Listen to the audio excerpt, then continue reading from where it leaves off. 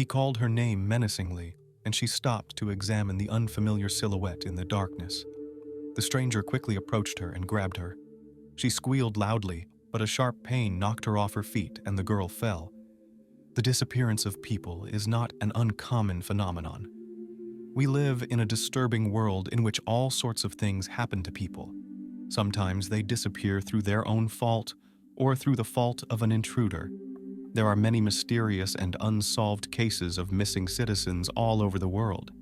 Analyzing missing persons reports and reviewing police reports shows that the number of disappearance cases has multiplied in 2 decades. Today, let's talk about a case that is still considered one of the worst injustices in the history of the Spanish judicial system, because decades later, Spain cannot forget the story that took place on the Costa del Sol. This story has everything: love, disappearance, blood, and cruel injustice, which will definitely be corrected, but at a very high cost, which for many years will be remembered not only by Spaniards, but also by the whole world.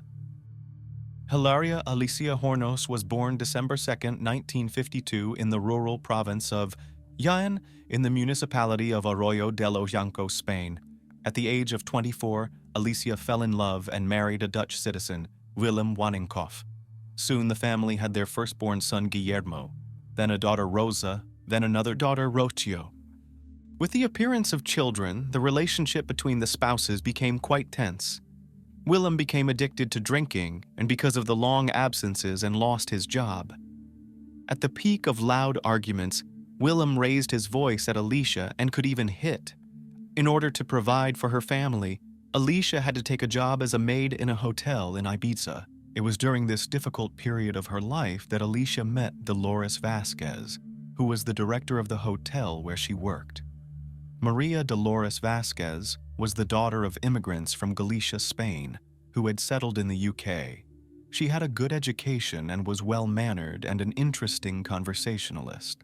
A strong friendship developed between the two women, which later developed into a love relationship. A year after the beginning of the relationship with Dolores, Alicia dared to leave her husband and officially formalize the divorce. Willem returned to the Netherlands, and Alicia moved in with Dolores. Soon the women in love bought a new house in Málaga. After the divorce, Alicia received full custody of the 3 children and raised them with Dolores. After her parents divorced in 1983, Rocio and her sister Rosa looked up to Dolores as a second mother and proudly signed Vasquez Hornos. All 3 of Alicia's children adored Dolores. The 5 of them lived in complete love and understanding as a true family. In 1988, the women decided to break off their love relationship, but continued to live together as good friends until 1994. After 11 years together, they finally broke up and Alicia started dating another man, Juan Charillo. Alicia moved into a new home and fully immersed herself in a new romantic relationship. Life for her was filled with new colors and love. Because the children grew up, the beloved man was always near. But at one point, the fairy tale turned into a nightmare.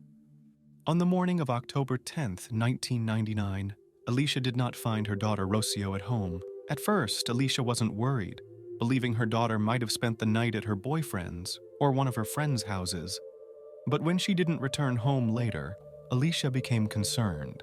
The family contacted Rocio's friends and boyfriend, hoping to get reassuring information about their daughter's whereabouts, but no one had seen her.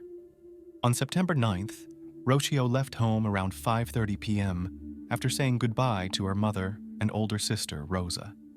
On that day, she was going with her boyfriend Antonio and her friends to go to a fair in Fuengirola. The girl's house was in the neighborhood of La Cortiera, very close to Antonio's house. Rocio stayed at his house until 10:30 in the evening and decided to return home for a short while to shower and change clothes before meeting her boyfriend and friends at the fair. She never made it home. Even though Alicia was already worried, she decided to take a walk with Juan to calm down rather than immediately report her daughter's disappearance to the police. As they were walking down the street, the woman saw a large blood stain on the road, as if some animal had been killed. She told Juan about it. At first, they didn't pay much attention to it, but when they got closer, Alicia saw sneakers with drops of blood. They were her daughter's sneakers.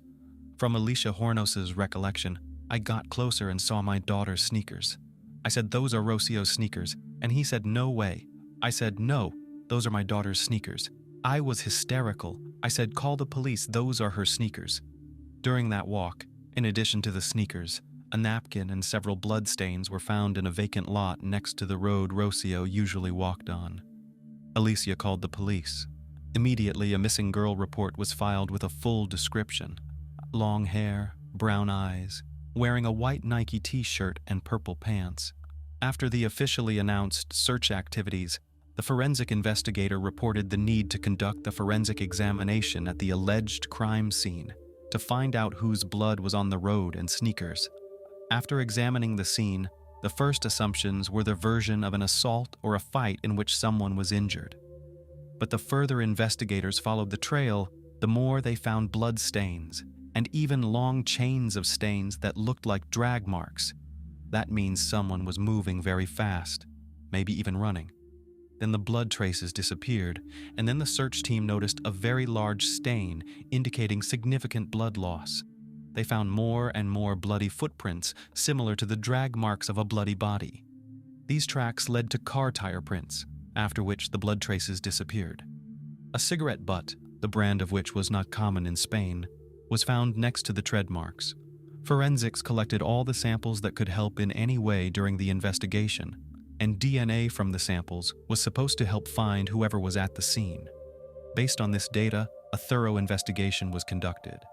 Along with the investigation and the identification of the blood taken from the traces found, the search for the girl continued.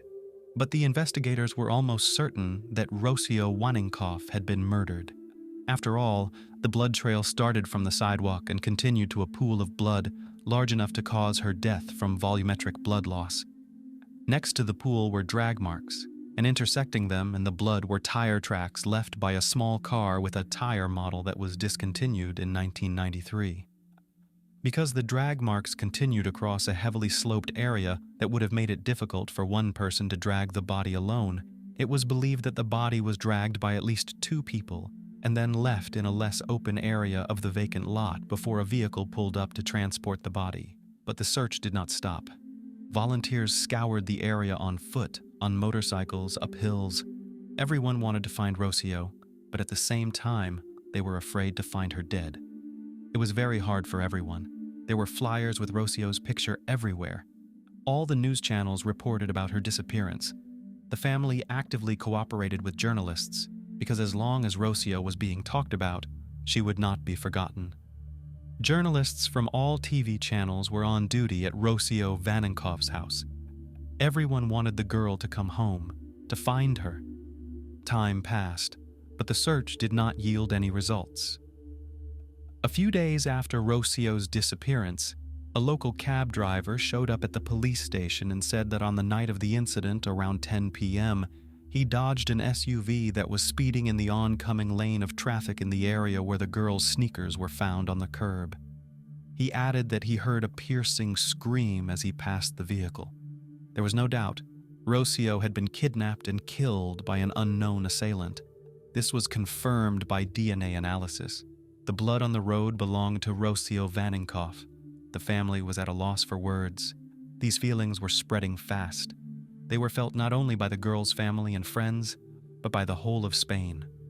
On November 2nd, 1999, 25 days after Rocio's disappearance, a disfigured body, possibly Rocio's, was found near the Los Altos del Rodeo Sports Club, between Marbella and San Pedro de Alcantara. The body was partially covered with bushes and fallen leaves, and was hidden behind a hedge separating a housing development that was quite close to the highway. It was a narrow path that could hardly be traveled by car. The girl was searched for within the confines of her home, and she was found in another town. When the police arrived at the place, they found the body very badly decomposed. During the evidence collection, large black garbage bags were found containing the girl's clothes. One of the bags had the number 8 painted on it, indicating that the bags had not been purchased specifically for the transportation of the body, but had only been reused. Upon discovering the clothes, investigators concluded that the clothes could have belonged to the missing Rocío Wanninkhof. The missing person's sister, Rosa, recognized several rings, 2 t-shirts, and other items found in 2 garbage bags near the body as belonging to Rocio. The t-shirts were torn from stab wounds, and clothing below the waist was never found. The remains of the body were taken to the lab for forensic analysis. 6 forensic experts worked slowly and meticulously all night, using all their knowledge and skills. They had a difficult job ahead of them because the body was badly decomposed. Decomposition is much faster in rain and heat when there is a certain amount of humidity. Not a single organ was preserved, only the bones were intact. The goal was to find something else that could help the investigation and tell us how the attack took place. As a result, numerous close wounds were found, and there were 8 stab wounds on his back caused by a weapon with a single-sided blade. According to experts, the attack was very fast and brutal. Most likely the victim was immobilized or did not have time to react. Fingerprints were found on plastic bags that were found where the body was found. Police already had fingerprints and tire prints from the car. They also found 2 tissue samples on Rocío Wanninkhof's body. At that point, there was still too little evidence that would lead to the arrest of a specific suspect. But the investigation had some evidence, data, and leads that the civil guard was looking into. The public pressure had an undue influence, and the investigators were just bound to find something, but they did not. Because Rocio's body was badly decomposed, it was impossible to establish basic details, such as whether the girl had been sexually assaulted. Investigators came to one conclusion when they saw a corpse with its legs spread apart. Since the victim's legs were spread too wide, they thought it was staged. That is, the perpetrator made it look like violence. So they ruled out the motive of sexual assault and subsequent murder, and focused on a crime motivated by revenge and hatred. It was a very emotional attack, which meant that the girl could have been attacked by someone very close to her, who may have been very upset with her. With the evidence and facts gathered, the investigators conducted follow-up interviews. First of all, the investigators questioned her boyfriend, Antonio Hirata. He was the last person to see Rocio alive, and he was the one she was supposed to meet again that night. But the guy had an alibi because he just fell asleep at home and did not go to the fair that day. All of Rocio's relatives and friends were questioned, but they all had solid alibis. A year after Rocío Wanninkhof's death, the civil guard was able to narrow down the number of suspects, and by the end of the year they found a suspect who, in the opinion of the investigation, all the signs pointed to. That person turned out to be Dolores Vasquez. There was absolutely no evidence against Dolores, but thanks to the media, everyone began to believe this woman was guilty. Dolores Vasquez was a close friend of Alicia's. As it often happens, journalists distorted and even invented information. Allegedly, Alicia from the very first day accused Dolores in the death of her daughter. But at the time of the crime, their relationship had already ended 4 years ago. The investigation actively went after the public. The investigation focused entirely on Dolores, and now there was a motive in the case. A young girl could be a hindrance, or otherwise interfere with the romantic relationship between the 2 women. Everyone said that if it hadn't been for Rocio, maybe Alicia would have gone back to Dolores. It was Dolores' way of getting back at Alicia for not wanting to go back to her. That's what people said. In the eyes of the press and the public, Dolores Vasquez was guilty from the moment she was arrested. Even though the woman did not confess to anything, residents were convinced of her guilt mainly because the police believed that someone close to her was the killer.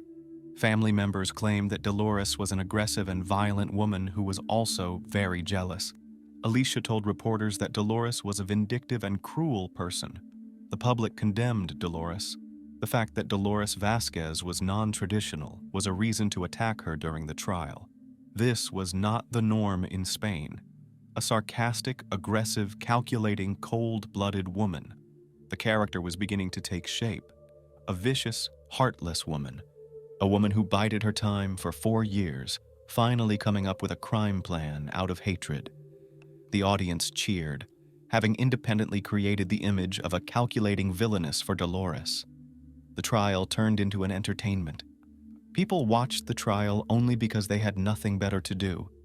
A huge number of people gathered outside the courthouse. People wanted to get into the courthouse to follow the trial and not miss a second. Journalists were all over the news that a close family friend had been charged with the murder of Rocío Wanninkhof. Dolores Vasquez was the kind of woman no one liked. Therefore, she had virtually no chance at trial. She wasn't friendly or nice. But how many people are there in the world who are not sociable and friendly with everyone? We don't call them all criminals because they don't smile at us when we meet them, do we? In this case, the battle was fought not only in the courthouse, but also on the streets where the public was involved. All of the information, especially the rumors that the media blew up, could not help but influence the opinion of the jury. After all the TV stations, almost all the TV shows were saying that Dolores Vasquez was the one responsible for Rocio's death, as well as all the information that the reporters were distorting. So a lie told 1,000 times became the truth for Dolores. In fact, there was absolutely no evidence against Dolores Vasquez, but apparently justice just decided that someone should be in jail for it, and chose a victim who had a dubious alibi, as well as a bunch of flaws that automatically made her a scapegoat. Dolores wasn't seen at the scene. The tire tracks didn't match the car she drove. The fabric fibers found didn't match Vasquez's clothes. Nor did the fingerprints found on the trash bags at the scene. And she also had an alibi. She claimed that she was babysitting her sick mother that day while watching her little niece. But this was disregarded. More than 50 people were called to court to testify. Only once did Dolores take the stand. "I didn't kill Rocio. I didn't even see her that day. All I'm asking you, I'm asking all of Spain, is to find who did it, because it wasn't me. And whoever did it is still out there. Maybe even among you in the courtroom. There has never been any evidence against me, and there never will be, because I am innocent." Spain has a very poor judicial system that often oversteps the law. Spanish prosecutors and investigating judges are ready to step over the law and human fate to prove their theories. Absolute disregard for the law. There was no physical evidence, so the Civil Guard report described only the circumstantial evidence that pointed to Dolores Vasquez and profiled her psychologically. The jury majority found defendant Dolores Vasquez guilty of murder. She was sentenced to a 16-year prison term. The public rejoiced. Rocio's funeral was very well attended. Journalists were constantly filming despite other people's grief. At that moment, all of Rocio's relatives and all the people in the town lived in fear. This fear fueled the many television programs that covered the details of the case. After Dolores' arrest, the victim's family went from one television program to another, pulling out old stories that confirmed Vasquez's cold, unfriendly, demanding, and cruel character. It took years and another similar crime to make it clear that Rocío Wanninkhof was not at all as the public and the press had fantasized. On the morning of August 15, 2003, the parents of 17-year-old Sonia Carabantes reported their daughter's disappearance to the police. They had already called her friends, but they said that they had walked her friend to the door of her house. But Sonia wasn't home. In the street, 3 doors down from her house, right next to a tree, her parents found her shoes, purse, and phone. There were traces of blood on the cars parked nearby. Sound familiar? But if the suspect has been in jail for almost a year and a half, did the police make a mistake and have an innocently convicted person in jail? Authorities immediately began searching for and investigating the coin incident. Time passed, and despair increasingly gripped the family. There were searches in the neighborhood, but the bloodstains on Sonia's clothes left no hope for a favorable outcome. One of the main pieces of evidence in Sonia's case was a car headlight. The officers of the Civil Guard made inquiries to all the car repair shops in search of a car with a broken headlight that matched the description. There were a variety of different theories of the attack. Among them were chains of rape and other similar crimes to the disappearance of the girl in Motril.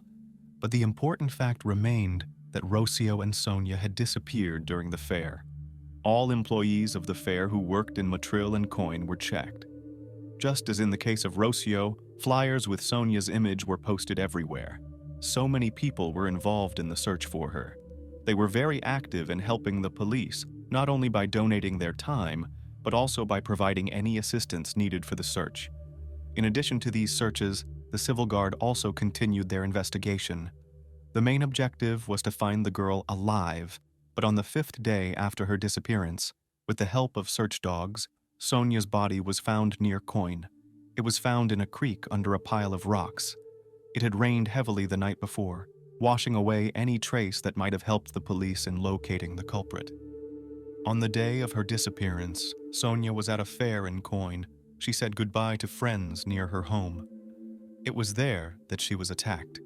The perpetrator hit her several times, which made Sonia partially unconscious, and she was unable to fight back because the attack was sudden and violent. The perpetrator then took her away in a car to a remote location away from her home.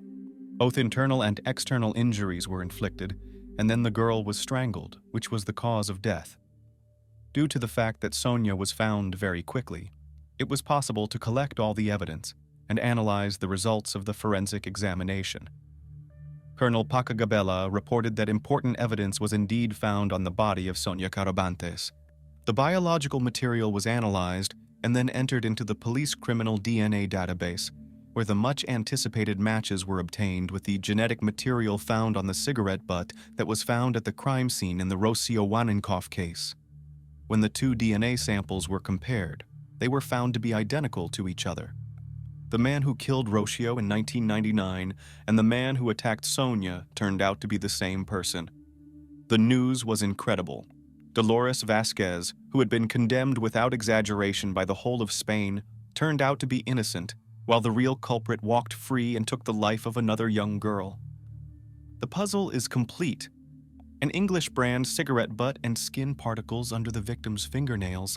The DNA from both pieces of evidence belonged to the same person. After that, events began to unfold very quickly. On September 18th, a young woman, Cecilia Pantoja, contacted the police and said she suspected her ex-husband when she saw bloodstains on his t-shirt, just days after Sonia's body was found. She said her husband was also absent from home twice, traveling somewhere in a car on the day of the Rocio attack. Through DNA testing and the woman's testimony, police were able to identify the real killer of Rocio and Sonia. The perpetrator's name was Tony King, and he was well known in Britain as the Holloway Strangler. Tony Alexander King's crime wave began when he was still a teenager in the Holloway neighborhood of North London. In 1985, the neighborhood was the scene of a series of attacks on women in which the victims were strangled and abused. At the time, King went by his birth name, Anthony Bromwich. 5 weeks later, he was finally caught and convicted at the age of 19 for strangling 5 women to unconsciousness with a rope or cable and then abusing them.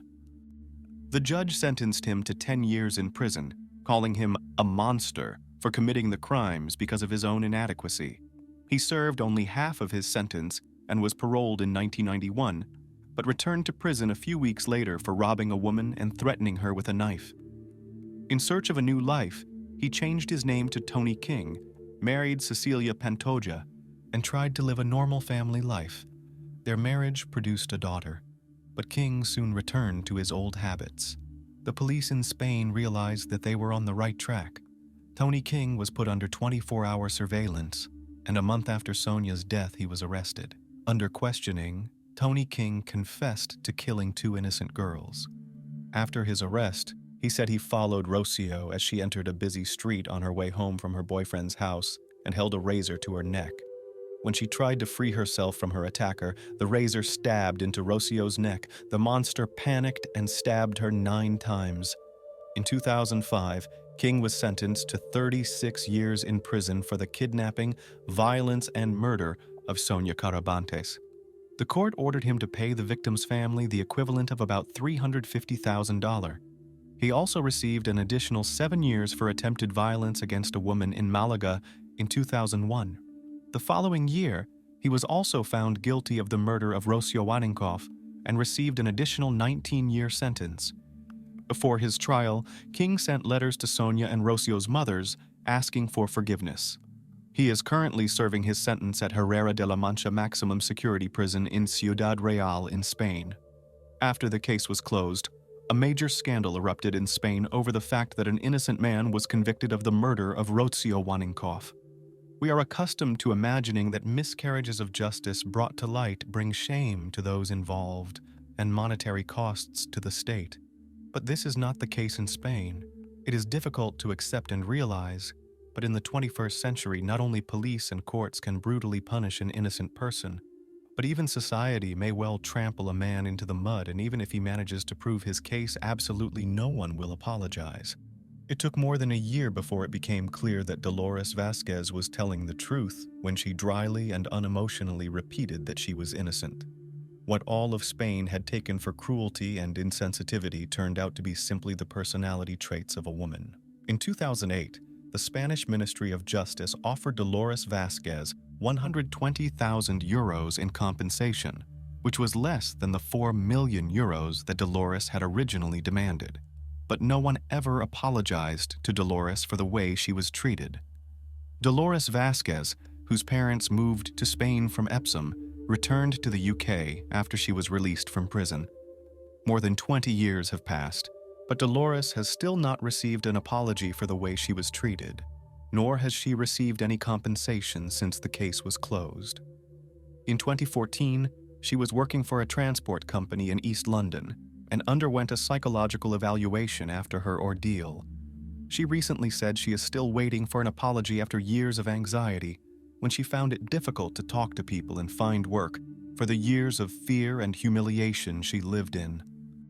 The Dolores Vasquez imprisonment case is considered one of the biggest miscarriages of justice in Spain's judicial history since 1910. Criminals easily get away with it, even if they are stupid enough to leave their DNA behind, simply because they cross the country's border. The police rush to pin the case on at least one person without going into detail. The press hypes up scandals and digs into the dirty laundry of not only the perpetrators, but also the victims. Society easily labels and considers it normal to put someone in jail just because they dislike that person. It is a pity that such truth is true for absolutely all countries of the world. In March 2020, the COVID-19 pandemic hit the United States. The entire world began to shut down, and people were gripped with shock and fear of an unknown disease. On March 23rd, 12-year-old daughter Gretchen Anthony, who was visiting her father at the time, received a text message from her mother. "Good morning. I have tested positive for the coronavirus. That means I will have to stay home for at least 2 weeks." "Okay, I really hope you feel better," Ava replied. Shortly thereafter, the mom stopped sharing the location of her phone with her daughter. Over the next 3 days, friends and family members received several text messages describing Gretchen's deteriorating condition. What was strange was that no one could reach the 51-year-old woman. She didn't even call her beloved young daughter, which was very unlike a loving mom. Those close to her began to suspect a scenario far worse than even an acute case of COVID-19. Someone else was sending messages from Gretchen's phone to cover up her disappearance. The police got involved, and soon it became clear to investigators looking for Gretchen that someone was indeed using the pandemic to cover up the woman's disappearance. Gretchen was born on January 8, 1969, in Doylestown, Pennsylvania. She spent most of her life up north, attending fashion school in New York City before moving to New Jersey, where she eventually became a teacher. In 2006, the blue-eyed blonde moved to Jupiter, the northernmost city in Palm Beach County, Florida.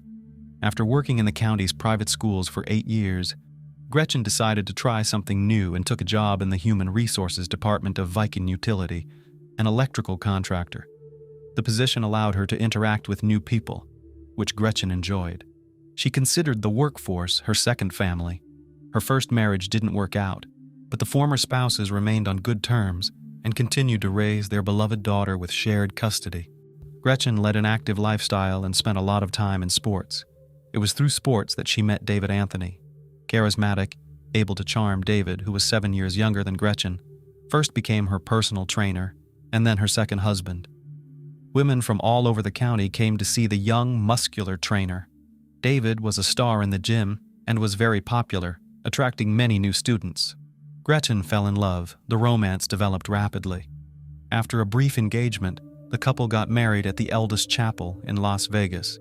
So in 2015, Gretchen Stoughton Crane became Gretchen Stoughton Anthony and found, in her opinion, the husband of her dreams. Gretchen's daughter adored her stepfather and even called him Bonus Dad. In total, the couple lived in marriage for 5 years. However, the relationship that began with magic and perfect happiness gradually turned into a woman's fear for her safety. When tragedy struck, Police and later journalists began to inquire about the identity of the second spouse. They were in for a lot of surprises. As it turned out, David Ethan Anthony was originally known as David Anthony Deutsch, and then later changed his name. David Anthony Deutsch, a star college basketball player, was arrested in 1997 for robbing a Blockbuster video store with a water pistol and assaulting a police officer.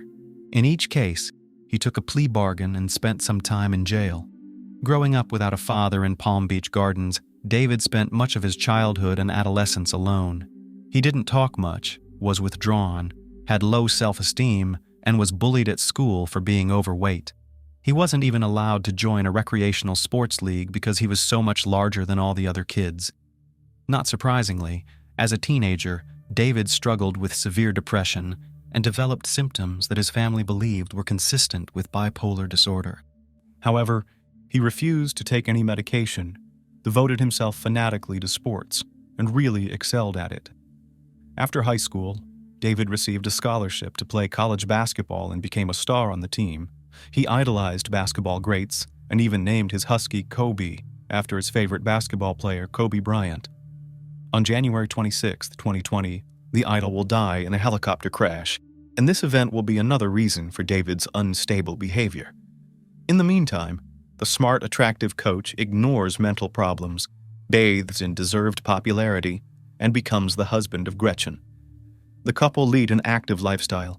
David enjoys bicycling, deep-sea fishing, and kayaking. Gretchen works out hard at the gym, goes to the beach, kayaks, and does yoga. Unfortunately, only the first 2 years of marriage will prove to be happy. The remaining 3 years, the smiling blonde will spend trying to leave. Gretchen admitted to friends that her husband's behavior was becoming more and more manic, and at times he insulted her. They once even broke up for at least 6 months but got back together. Tabitha Hopkins, David's former boss at the gym, later recalled noticing strange mood swings in David. In 2017, things got so bad that Tabitha was forced to fire him for his aggressive behavior, especially towards women. David was indeed behaving very strangely and was unwilling to seek help. The man became obsessed with the end of the world and loaded 3 large bags of rice, several pots, pans, and 10 pairs of shoes into his truck in 2018. His family believed this episode was a symptom of bipolar and manic depressive disorder. Bad periods were followed by good ones in which David tried to do something about his behavior. He even managed to get Tabitha Hopkins to give him his job back by assuring the gym owner that he was trying to be a better person and attending self-improvement seminars. Tabitha softened. There was no denying David's effectiveness as a trainer. The clients were delighted with him. Over time, as the mental illness continued untreated, David's condition worsened. Gretchen recognized that her husband had problems and shared this with friends. Sometimes, she said, she would lock herself in their bedroom just to increase the distance between them. "I noticed this crazy look in his eyes," she texted a friend, Dawn, one morning in late December. David was gaining momentum, and the spouse didn't know what he was capable of. "I'm watching him on the cameras and waiting for him to go to bed," Gretchen wrote another evening. "Then I'll go downstairs, get a knife, and put it under my pillow, just in case, and hopefully sleep." That same year, on Christmas Eve, Gretchen couldn't find her personal belongings. She searched the house, looked in David's backpack, and found her wedding ring, passport, driver's license, credit cards, and some money. The incident so disturbed Gretchen that she texted Don, her boss and friend, that she was afraid of her own husband. By the end of the month, Gretchen made the decision to end the tumultuous relationship. In December 2019, she forced David to move out of the townhouse to her mother's house, who lived nearby, and changed the locks. It was during this time that David's colleagues noticed a gradual change in his behavior. Most of the time, the trainer was one of the first to arrive at the gym, but after the events in the family, he began to come later and later, seemed more and more withdrawn and sullen. On January 26th, Kobe Bryant, David's idol, dies. When Kobe Bryant passed away, something happened, Tabitha recalls. "You'd think David and Kobe Bryant were best friends. He was traumatized by it." In the days that followed, David was hysterical, crying and wailing in front of the fitness club groups he led and refusing to go home. Despite his emotionally fragile state, David took an active role in a controversial self-improvement program called gratitude training, which critics likened to a cult. He spent thousands of dollars on seminars, but refused to tell his family what he was doing during the sessions. David's behavior regressed. On February 24th, he failed to show up for work. When Tabitha tried to find out if he was okay, he attacked her, and the supervisor made the decision to terminate the employee permanently. This time, Tabitha caught a glimpse of David's frightening rage and was truly frightened. Hopkins texted Gretchen about the incident and asked her to be careful. "That's the last time I talked to Gretchen," she would later say. 4 days later, on February 28th, 2020, just weeks before her disappearance, Gretchen files for divorce. David's stability is rapidly going downhill, and he is becoming increasingly hostile.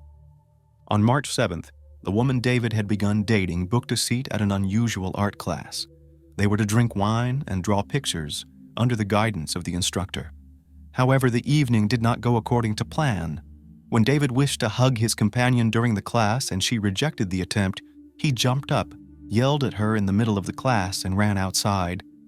David's behavior frightened the young woman, and she decided not to continue the interaction, telling him that he could not stay with her tonight. When they got to the house where David had left his truck, it became clear that David had different ideas about the matter. David, whom she'd only known for a month, had decided to move in with her. Duffel bags filled with men's clothes were spread out on her bed and dining room table, and food from his mother's house was stashed in the freezer. Kobe, David's husky, was running around in the backyard. David left only after a new friend called her neighborhood security company. When Gretchen went missing, her family told investigators that David was returning to her home after he left. The young woman was concerned for her safety and installed surveillance cameras throughout the house and garage. On March 11th, the World Health Organization declared a pandemic. A few days later, David, believing the pandemic to be an end-of-the-world prophecy, showed up at Gretchen's house in the early morning hours.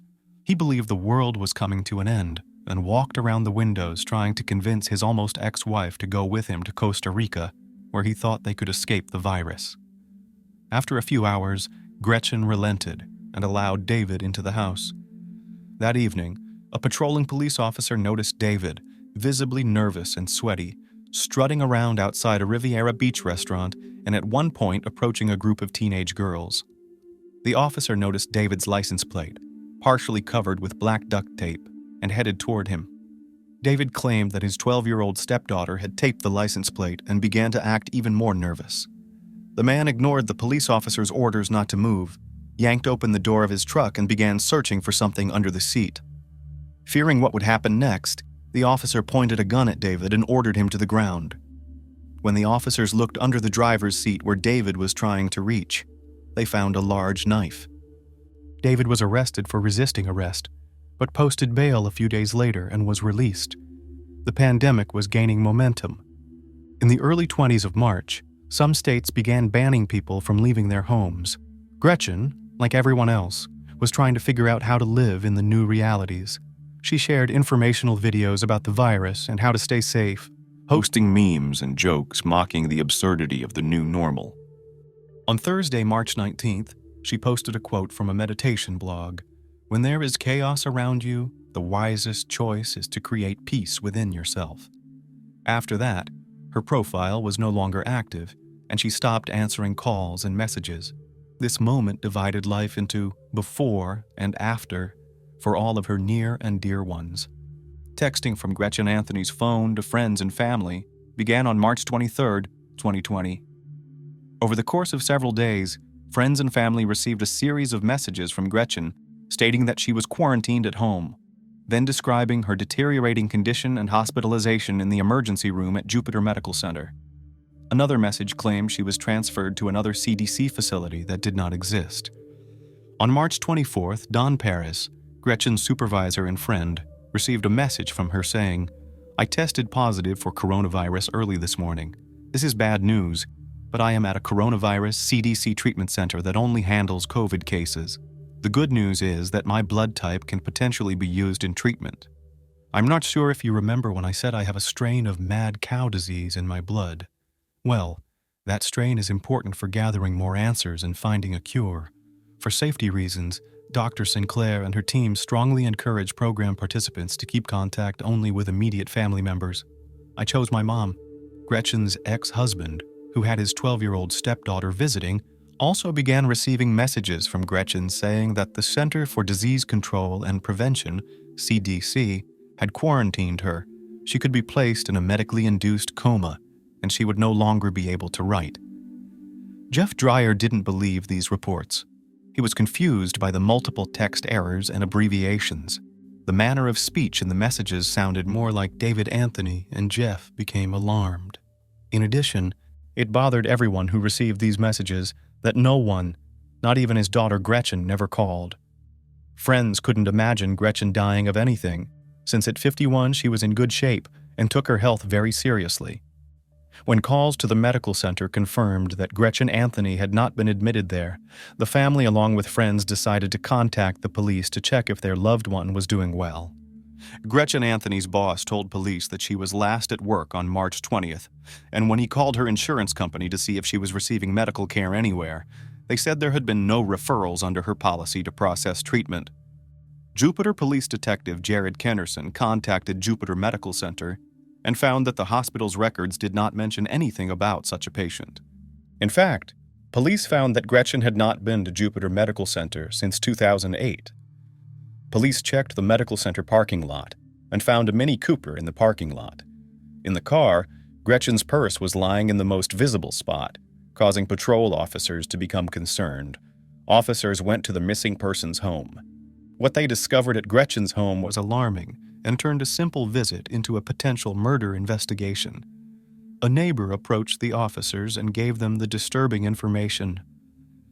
Early Saturday morning on Saturday, March 21st, I heard a very desperate female screaming as if she was being attacked.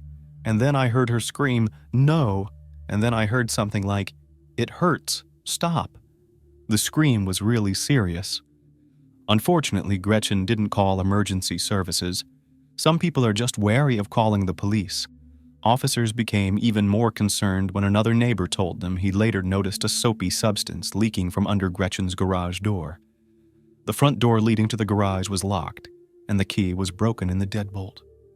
When officers were able to open the door, they detected a strong, pungent odor of cleaning product in the garage. Using body cameras, patrol officers searched the house several times. They found evidence of a violent struggle, a broken picture frame, shards of glass on Gretchen's bed, and a soiled towel. Officers noticed that surveillance cameras inside the house had been removed from the walls, possibly to destroy compromising evidence, and sent a request to a service provider to recover the footage from the cloud. Police officials made inquiries and discovered that a neighbor had taken a photo of a black Nissan pickup truck parked outside Gretchen's home after the terrifying screams. The exact same pickup truck was owned by Gretchen's almost ex-husband, David Anthony, who suddenly decided to leave. His mother told police that her son packed up his truck and hit the road on Tuesday, March 24th, 2020, saying he was going to Costa Rica. Their suspicions were heightened when they saw on video taken in the parking lot of Jupiter Medical Center, where Gretchen's car was found, a Mini Cooper pull into a parking space, and a tall figure, the height of David Anthony, emerge from the vehicle. Investigators began tracking Gretchen's cell phone and found that it was registered in the Pensacola, Florida area.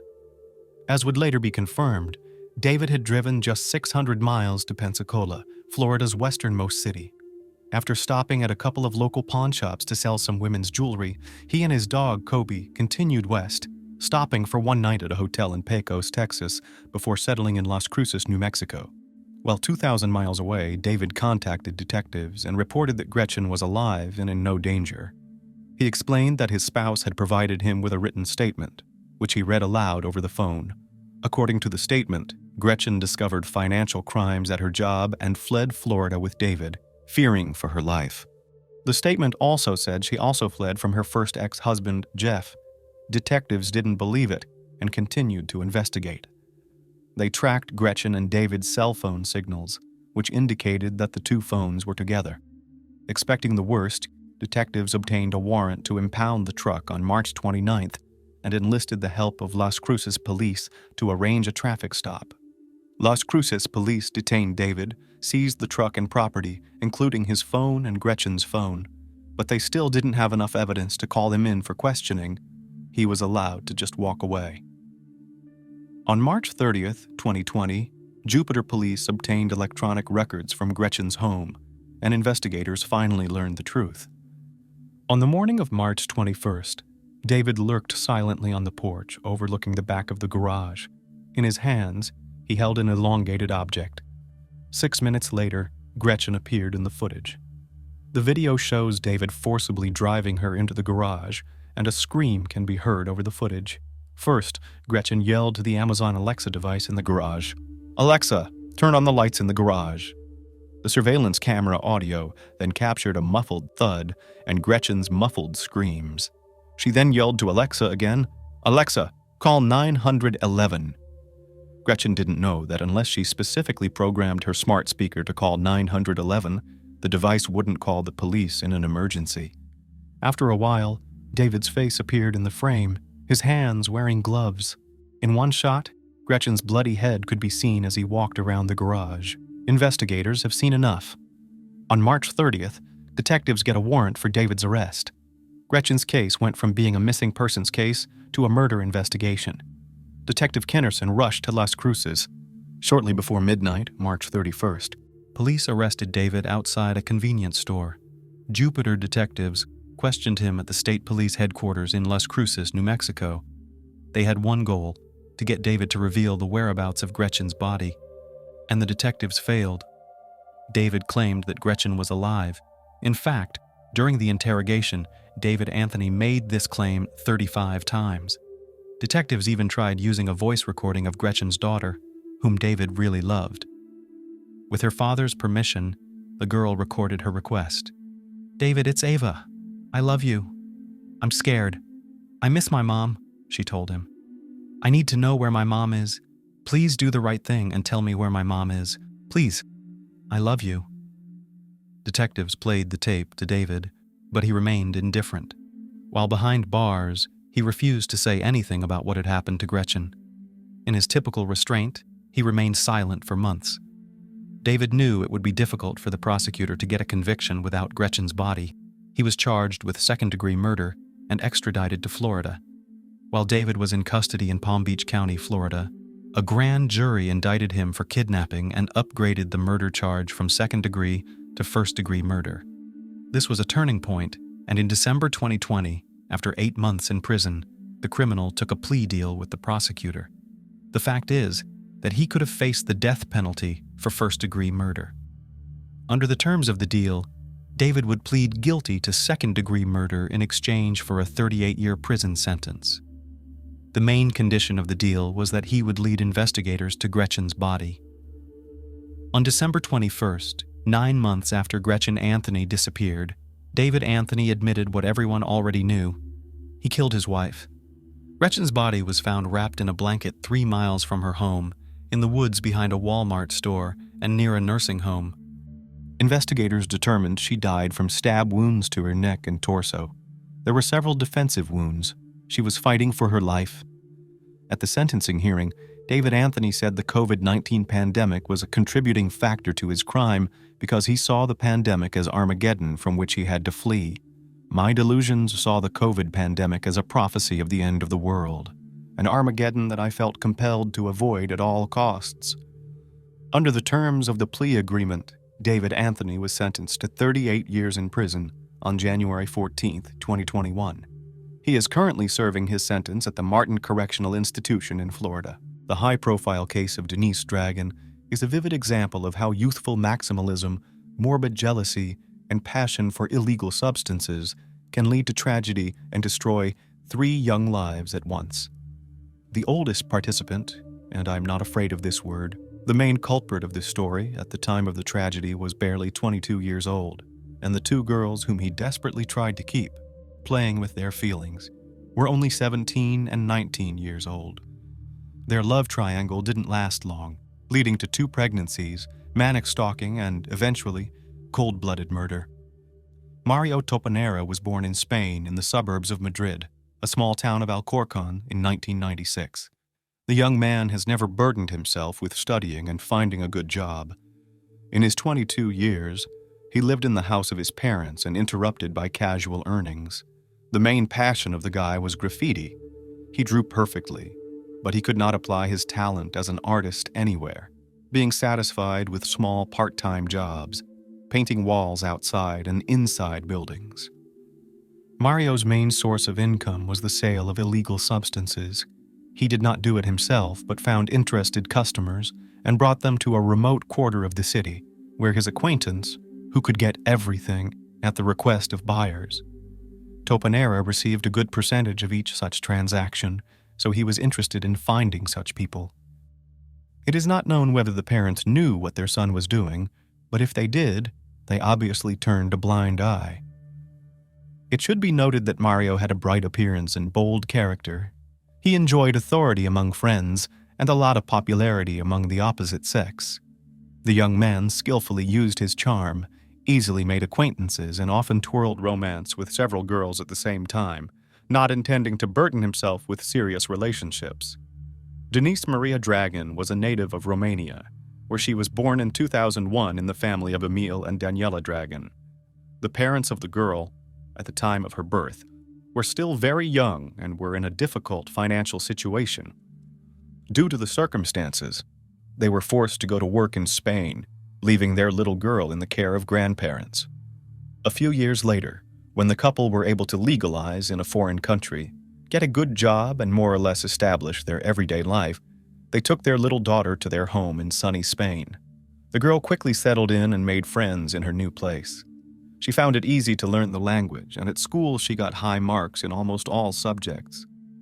In addition, the little girl took an interest in dancing, willingly spent several hours a day in the studio, and regularly participated in all kinds of competitions.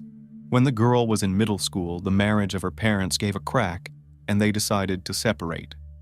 After the divorce, the child was left to live with her mother, but her father, despite the fact that he had a new family, continued to take care of her, in all ways supported communication, helped financially, and in every way tried to take part in the life of his daughter.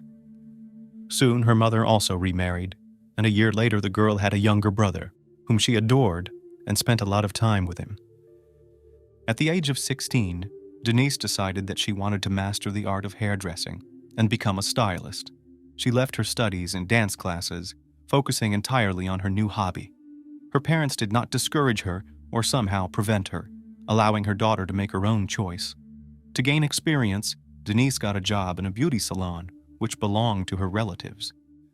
The third heroine of this dramatic story and the final link in the love triangle was a 19-year-old girl named Rocio Martinez. She was born and raised in the suburbs of Madrid.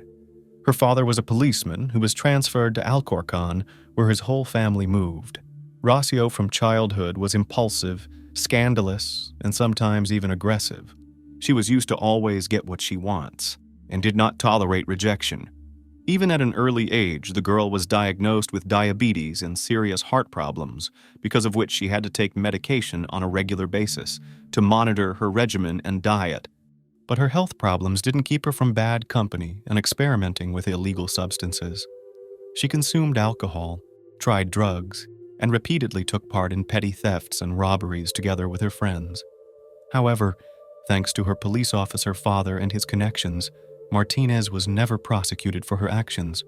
Rocio believed in her impunity and that no matter what she did, her father would get her out of trouble.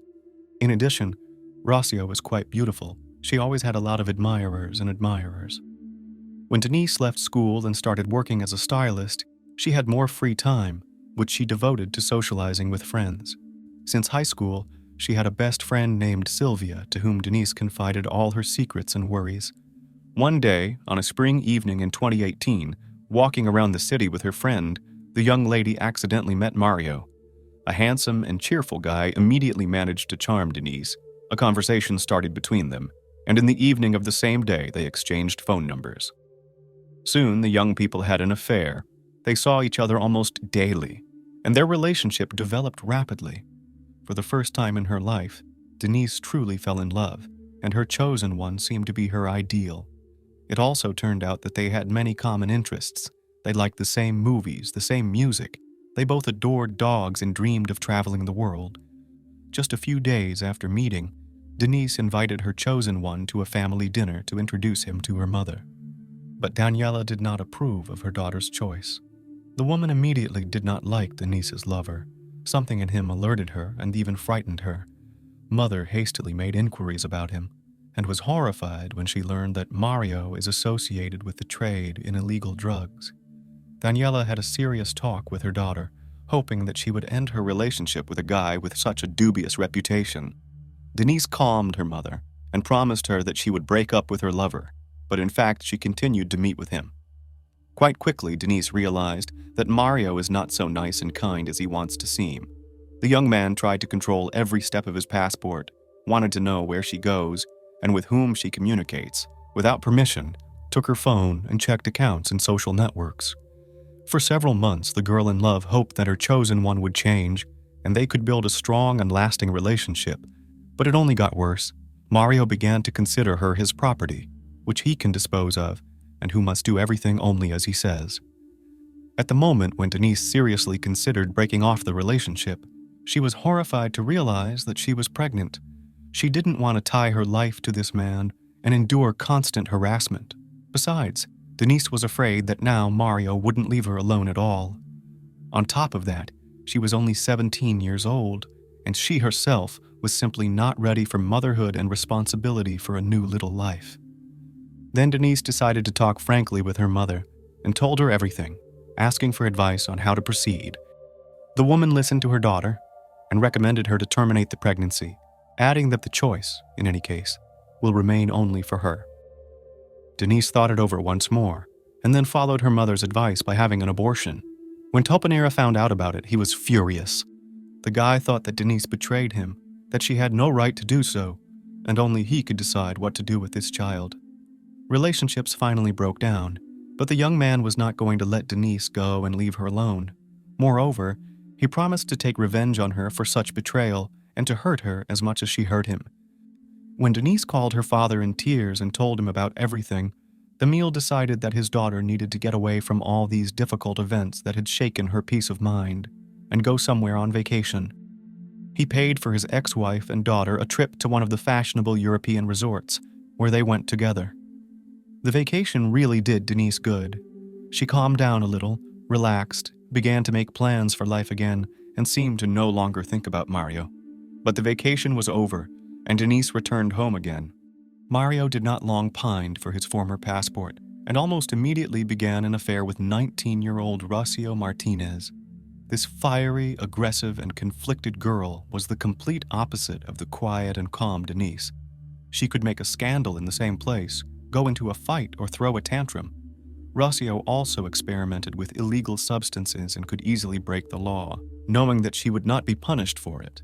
With Mario, they quickly got together and had fun together because the guy could get any illegal drug she asked for, wanting to test its effect on himself. However, Mario couldn't forget and let go of his ex-girlfriend. He still wanted to control her, to know where she was and what she was doing. Periodically, he wrote to her in social networks, called her, and even offered to resume the relationship. Denise, who had a very hard time with this breakup, met him from time to time and communicated with him, but was not going to reunite because of fear. When Martinez found out that her boyfriend was communicating with his ex, she made a terrible scandal, and in a fit of rage, screamed that she would kill them both.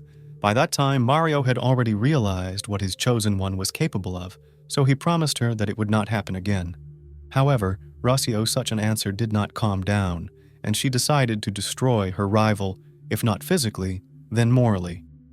Rocio began to call Denise, showering her with insults and wishing her a speedy death. But this was not enough, and she began to send messages to her rival with threats of violent reprisals. However, Dragon considered these threats to be empty words and did not consider it necessary to contact the police because of them. During that period, Rocio became pregnant, about which the first thing she wrote to her rival, saying that this child is desired and she will keep it. For Denise, this news was a painful blow. But soon Martinez, due to poor health and addiction to illegal substances, lost the child, and all her anger she again poured out in a new threatening message to Denise. Denise, eager to start a new life and soon forget about Mario, started an affair with a young man named Ivon. The couple legalized their relationship just a month after meeting, and the young lady went to live in her husband's house. Apparently, Mario was hurt that his ex-girlfriend had married someone else so quickly. He started looking for meetings with her again, calling and texting her. In November 2018, when Mario and Rocio were having dinner at a small diner on the outskirts of the city, the guy went out for a while, leaving his phone on the table. Rocio, taking advantage of the moment, decided to check it out. There she came across the calls and messages Mario had been sending to Denise. Martinez immediately threw a tantrum. She screamed, cried, and tried to hit her young man. In response, Mario offered his girlfriend to personally clarify relations with Denise, to which she immediately agreed. He drove the furious Rocio to the new home of his former lover and pointed to the right door. Rocio got out of the car with a knife and went to the doorstep of her rival. At the time, Ivon had not yet returned from work, and his young wife was home alone, talking on the phone with her friend Sylvia. When she heard a knock on the door, she assumed it was her husband and simply opened the door without looking through the peephole. Denise was still talking to her friend, so she could hear everything that happened next. When Denise saw her ex-lover's friend on the doorstep, she only had time to say her name in surprise and loudly before she was stabbed in the stomach. After that, Rocio immediately left, and the wounded Denise, losing consciousness, asked her friend to call an ambulance and told her who attacked her. Dragon was taken to the hospital in critical condition. Doctors fought desperately for her life for several hours, but the wound was too deep. She lost a lot of blood, and it was alas impossible to save her. After Rocio dealt the fatal blow to her rival, she ran back to the car, jumped into the cabin, and told Mario to get out of here. On the way, she confessed everything to him, and together they disposed of the crime weapon and washed the traces of blood off her hands and clothes. Mario decided it would be best for them to hide for a while. He called his relatives who lived in another city and asked them to visit. When they arrived, the relatives noticed that Rocio looked strange and was very nervous, but she wrote it off as malaise. The couple stayed overnight at Mario's relative's house, thinking about what to do and how to proceed. When they learned the next morning that Denise had died from the wound, Rocio immediately called her father and told him everything. She was sure that her dad would use all his connections to save her from jail. This time, however, the policeman father did not help his daughter, who had taken another man's life. He followed her to another city and then handed her over to the police himself. One of the main witnesses in the case was Sylvia, who at the time of the crime spoke to the deceased on the phone. The case file also included numerous threatening messages that Rocio had sent to her rival over the course of several months. The defendant initially tried to deny her guilt, but all the facts and evidence were against her. Then Rocio apparently began to lose her nerve, and she confessed to everything, giving a detailed account of the attack. She noted that it was Mario who pushed her to do it, who drove her to the victim's house and allowed her to take the knife that was in the car. Rocio suggested that he wanted to take revenge on Denise with her hands. Surprisingly, Topanera himself was only a witness in the case, not an accomplice. He completely denied his guilt and said that he only brought Rocio to his ex-girlfriend's house so that they could finally work things out and stop feuding. He also said he didn't realize Rocio had a knife and didn't see any blood on her hands or clothes when she returned to his car. At the next court hearing, the couple again denied their guilt, saying this time that they were not at the scene at all. Allegedly, they had spent the entire evening at Mario's relative's house, and Denise had been fatally stabbed by someone else. Martinez claimed that she had no hatred for her rival and had no motive to kill her. Nevertheless, Rocio's guilt was proven, and she went to prison for 18.5 years, but Mario remained completely unpunished. He almost immediately spun a new novel and, forgetting about any caution, began to brag that the girls fought him ready to kill each other. He told in detail about the events of that tragic evening, and this information quickly reached the parents of the dead Denise. The Dragon family again appealed to the court, demanding to punish the man who was responsible for the death of their daughter, and this time Topanera was taken into custody. But after a few days, the guy was released on his own recognizance. In the end, he was acquitted, and he was released again. Denise's parents tried several times to appeal the court decision, demanding to increase the term for Rocio and to put Mario in jail as an accomplice. However, to this day, Mario has not been brought to justice. Lisa Maria Kaisa was born in 1994 in a large family where her 8 siblings also grew up. It was a large, but far from prosperous family. Parents were busy with their own problems and did not show love and care towards their children. Moreover, there were rumors that abuse and violence were rampant in the family. The story in question unfolded in the year 2020, at the very time when the whole world was consumed with the fight against COVID-19. In one corner of Ecuador, quietly and unnoticed, truly terrible events were unfolding. Here, in the small parish of Pifo, on the northeastern outskirts of Quito, the protagonist of this tragic story was born and raised. Lisa Maria Kaisa, a woman with an enigmatic gaze whose life story became a true Ecuadorian nightmare. On that unfortunate Tuesday, October 27, 2020, Lisa sent several messages to the father of her children, David. They were words full of despair, because their paths with David at that time had already almost parted. In these lines, she confessed her love for him and her unexpected new pregnancy. However, in subsequent messages, Lisa wrote that life was losing its meaning for her, and the decision to terminate the pregnancy was inevitable. Throughout the night, Lisa pleaded with David to come to her, but his refusal was resolute. His parents also urged him to stay home, and David took their advice. In the early morning hours of October 28th, neighbors in Lisa's home heard a faint cry for help. Looking out the window, they found a woman lying on the floor with signs of vomiting. The neighbors rushed to help her, immediately calling emergency services. The doctors and police arrived and found Lisa in a critical condition, but still alive. After administering first aid, she was immediately hospitalized. However, in the house, her children, a girl of 5 and a boy of 9, were found unconscious. The doctors were unable to help them. Their little hearts had stopped beating at that point. Authorities learned the identity of the children's father and contacted David Acosta, who, upon learning of the tragedy, immediately arrived on the scene accompanied by his father. He was informed that Lisa was in the hospital and his children were found without signs of life. After several days of fighting for life in the hospital, Lisa finally regained consciousness. By that time, the investigators, guided by their findings, had presented the prosecutor's office with sufficiently convincing arguments to issue an arrest warrant for this mysterious woman. When she was released from the hospital, she was immediately transferred to a social rehabilitation center. The authorities insisted that Lisa undergo a psychological and psychiatric evaluation, as her state of mind required further investigation as part of the upcoming trial. Lisa ended up in a rehabilitation center, and doctors and psychologists took up their work. In a conversation with a criminal psychologist, Lisa opened up about her difficult childhood, where her parents fought and abused each other and their children. Her childhood had a noticeable impact on her state of mind, and moments of quarrels and her parents' divorce became an integral part of her memories. Such a childhood forced Lisa to go to work from the age of 11 to be able to study. The girl strived to escape from her dysfunctional family and build her future in a different way. The expert report also indicated that Lisa had been abused. She talked about how, after several years of marriage, David, her husband, changed dramatically. He began to humiliate his spouse and then to raise his hand against her.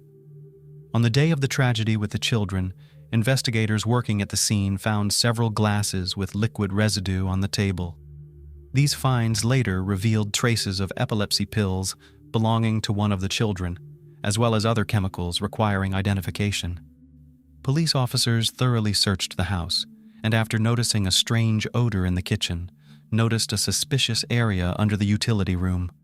They broke down the barrier and found a lifeless body wrapped in a blanket, with characteristic signs of having been there for a long time. Later, further investigation revealed that the discovered body belonged to Jaime Yanchaguano, a 28-year-old who had been in contact with Lisa. Jaime had been reported missing by his family days before the gruesome discovery. According to Rosa Yanchaguano, Jaime's sister, he was last seen on October 18th.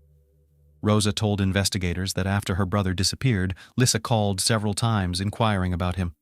Lisa claimed to have received a text message from Hemi in which he wrote how some illegal substance traffickers were holding him by force and demanding a ransom of $8,000. In doing so, she strongly cautioned Jaime's family against contacting the police. It became a key point in a complex investigation that required detectives to not only solve the tragedy, but to find out if there were any other hidden victims in the story. During her interrogation, Lisa said that in 2020, while working in a cookie factory, she met Jaime Ianchaguano. According to her, he became just a friend. Lisa sought to return to her husband, who was allegedly going to blackmail Jaime to get money from him. David made it clear to his wife that if she did not help him, he would divorce her. Later, David handed Lisa a white powder and told her to slip it into Jamie's food. When the task was completed, Jaime fell asleep and never woke up again. Realizing what had happened, Lisa tried in desperation to get her husband back, but all was unsuccessful, so she swallowed the same poison and gave it to her children. However, it did not have the expected effect on her, and Lisa turned to her neighbors for help, trying to save herself from the same horror that had befallen her children. After her testimony, investigators launched an investigation, but no evidence of David's involvement in the events was ever found. No one close to the couple could have predicted that Lisa Maria and David Acosta's fate would lead them through such a difficult ordeal. When they met, Lisa was only 16 years old and still in high school. She was a dreamy and romantic girl, and David was a strong and determined young man. Soon their friendship developed into strong feelings, and this led to Lisa's unexpected pregnancy. Although the young people's families did not approve of their relationship, David's parents always supported their son and welcomed Lisa into their family. In difficult moments, David's family became a true support for the young couple. Inviting Lisa to live with them, they made every effort to make sure she finished high school. When Lisa turned 18, the lovers got married. 2 years later, the young family was waiting for the appearance of a second child, a little daughter. David's parents decided to provide the young couple with their own housing. They gave Lisa and David a separate apartment, which became for them a corner of family happiness. But over time, the couple's relationship began to deteriorate. It was obvious that both spouses sinned of cheating, which led to mistrust and disappointment. Boundless love, which seemed unshakable, began to weaken. To make matters worse, Lisa complained of psychological abuse from David, which led her to seek help from the police. Eventually, she was granted a protective order, and David was forced to leave the family home. It was at this point that Lisa began to use her position and blackmail David, demanding money for the opportunity to see their joint children. The beginning of September 2020 brought an unexpected challenge into Lisa's life that drastically changed her daily routine. The young mother discovered that her oldest son was suffering from seizures, and in desperation, she went to the emergency room at Baca Ortiz Hospital. After stabilizing the baby's condition, the doctors decided to conduct a series of tests, revealing a focal form of epilepsy, a severe disease that affects a specific part of the brain. The doctors urged Lisa to undergo additional tests, including MRI scans, and to consult with specialists as soon as possible.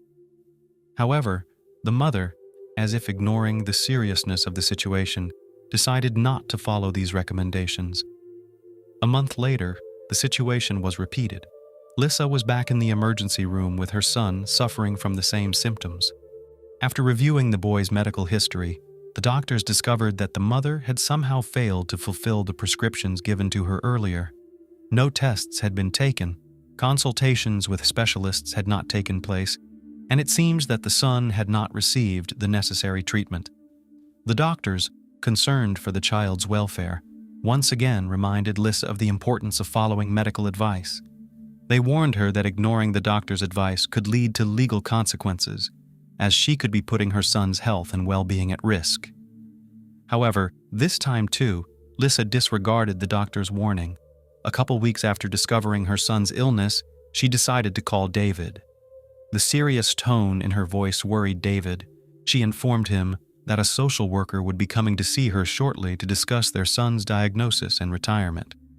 On the day of the appointment, David showed up, but the social worker was long gone.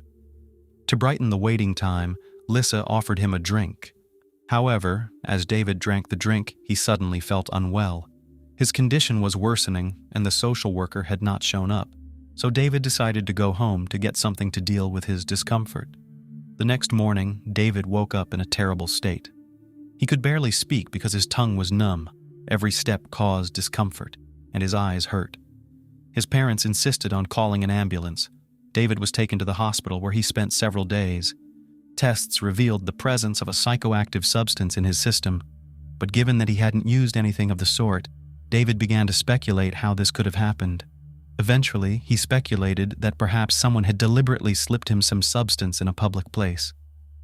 David was grateful for his life and realized that what had happened could have ended much worse. In early October 2020, Lisa made the decision to hire a nanny for her children. Her cousin Patricia recommended her friend Bertha, a responsible 48-year-old woman looking for work. On Monday, October 5th, Bertha arrived at the young mother's house. Lisa urged her to take a pill that she said helped prevent infection with the COVID-19 virus, an epidemic of which was at its height at the time. Claiming that it was a highly effective natural remedy, Lisa convinced Bertha to swallow the medicine and enter the house. They sat down to discuss the babysitter's childcare duties. A few minutes later, Bertha began to feel sick. She felt a headache, her stomach began to upset, and eventually she vomited. A short while later, Patricia showed up. It turned out that she had called her cousin repeatedly, but Lisa didn't answer, which alerted Patricia. She decided to check what had happened and immediately went to her house. Upon entering, she found Bertha lying on the couch, who was practically fainting already. Lisa shared with her cousin what had happened and expressed concern. Learning that Lisa still had not called an ambulance, Patricia immediately did so herself. After a while, doctors arrived and sent Bertha to the hospital. The condition of the victim managed to stabilize. Doctors diagnosed poisoning with a toxic substance, which often happens when using various medications. Doctors decided that Bertha did not tolerate some component of the composition of the pills from COVID-19. A few months before this tragic incident, in June of the same year, Lisa's former buddy, Mark Escanto, had died of poisoning.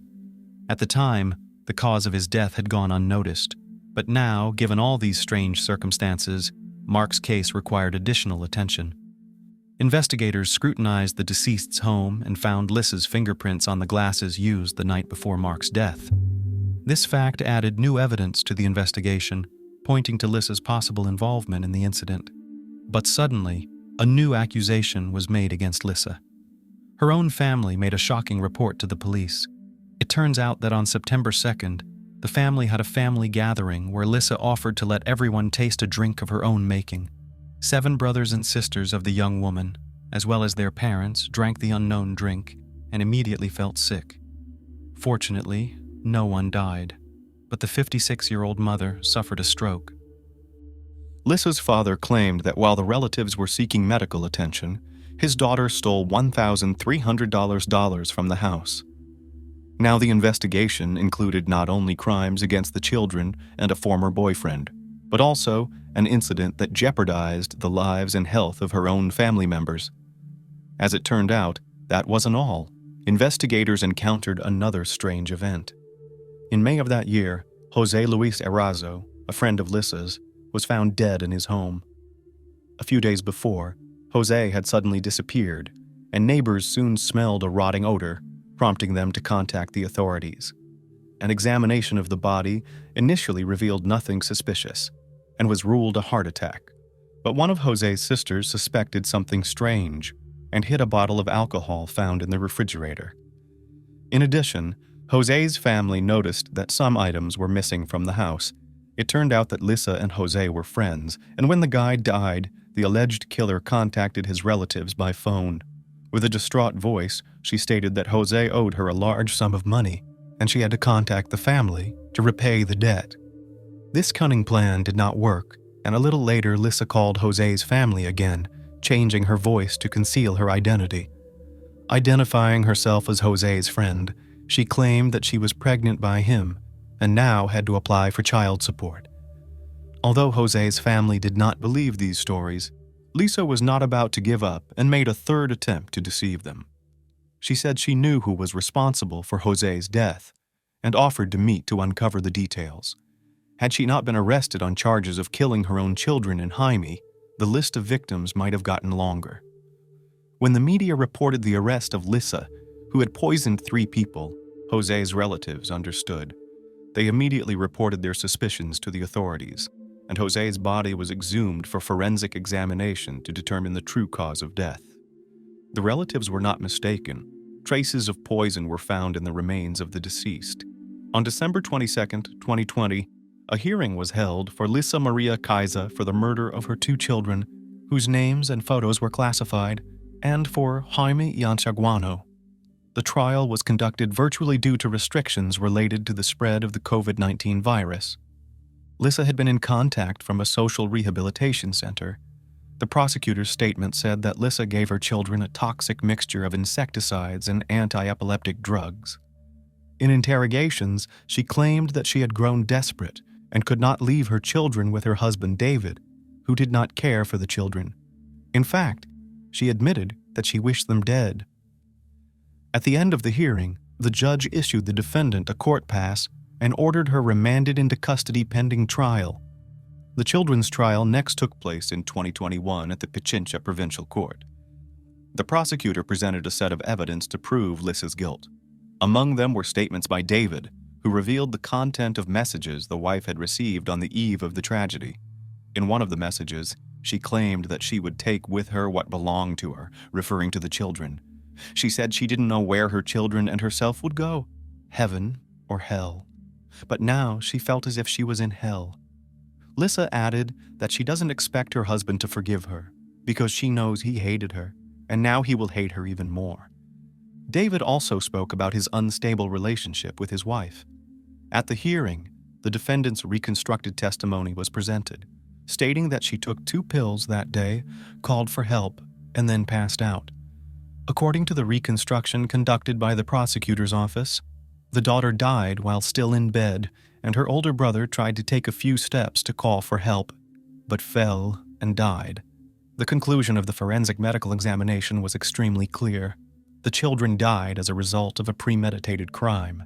The deaths were the result of suffocation caused by pulmonary edema and intoxication caused by a mixture of epilepsy medication and other unspecified substances, presumably insecticides and disinfectant. The prosecution also charged Lisa with the death of Jaime Yanchaguano, whose body was found bricked up in the kitchen. The perpetrator was also suspected of attempting to kill David and members of her own family.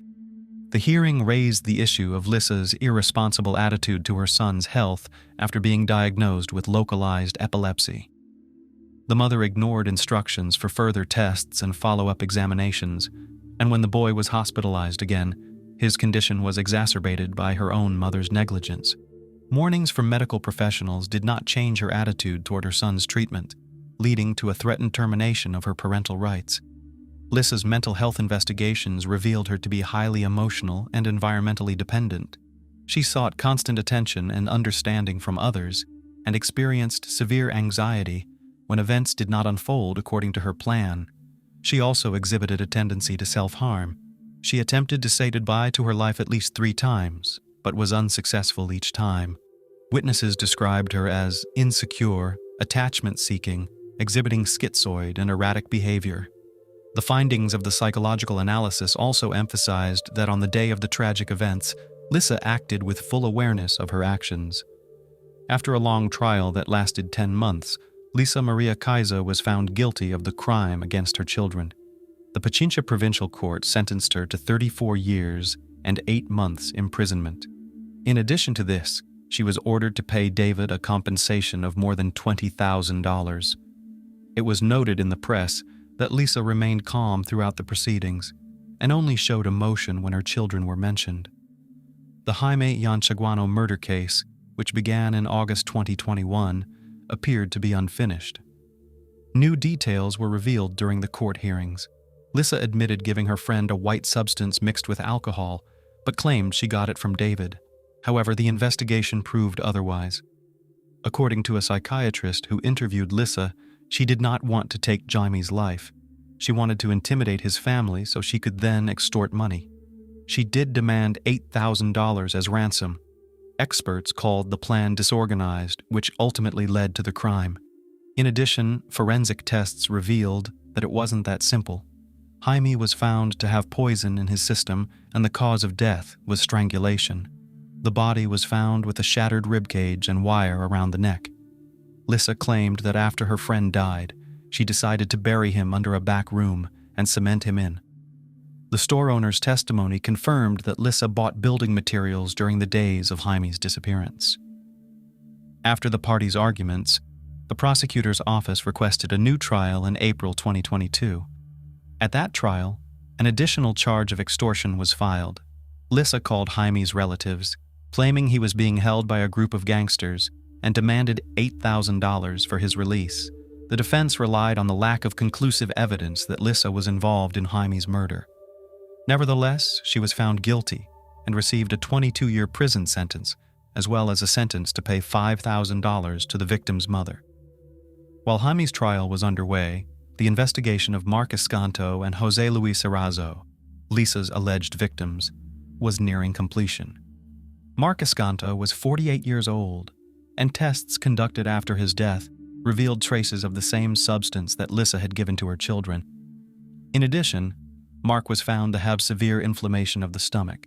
The family's lawyer claimed that Lisa met Mark, offered him a beer, and then put the poison in the drink. A glass with Lisa and Mark's fingerprints, as well as a swab containing the woman's DNA, was provided to authorities. Alleged motives for the murder included jealousy and money. It is also known that Lisa had asked Mark to help her financially, and there was evidence that he loaned her at least $120. Mark was Lisa's first known victim. The final outcome of this case, as well as that of Jose Luis Erazo, remain unknown.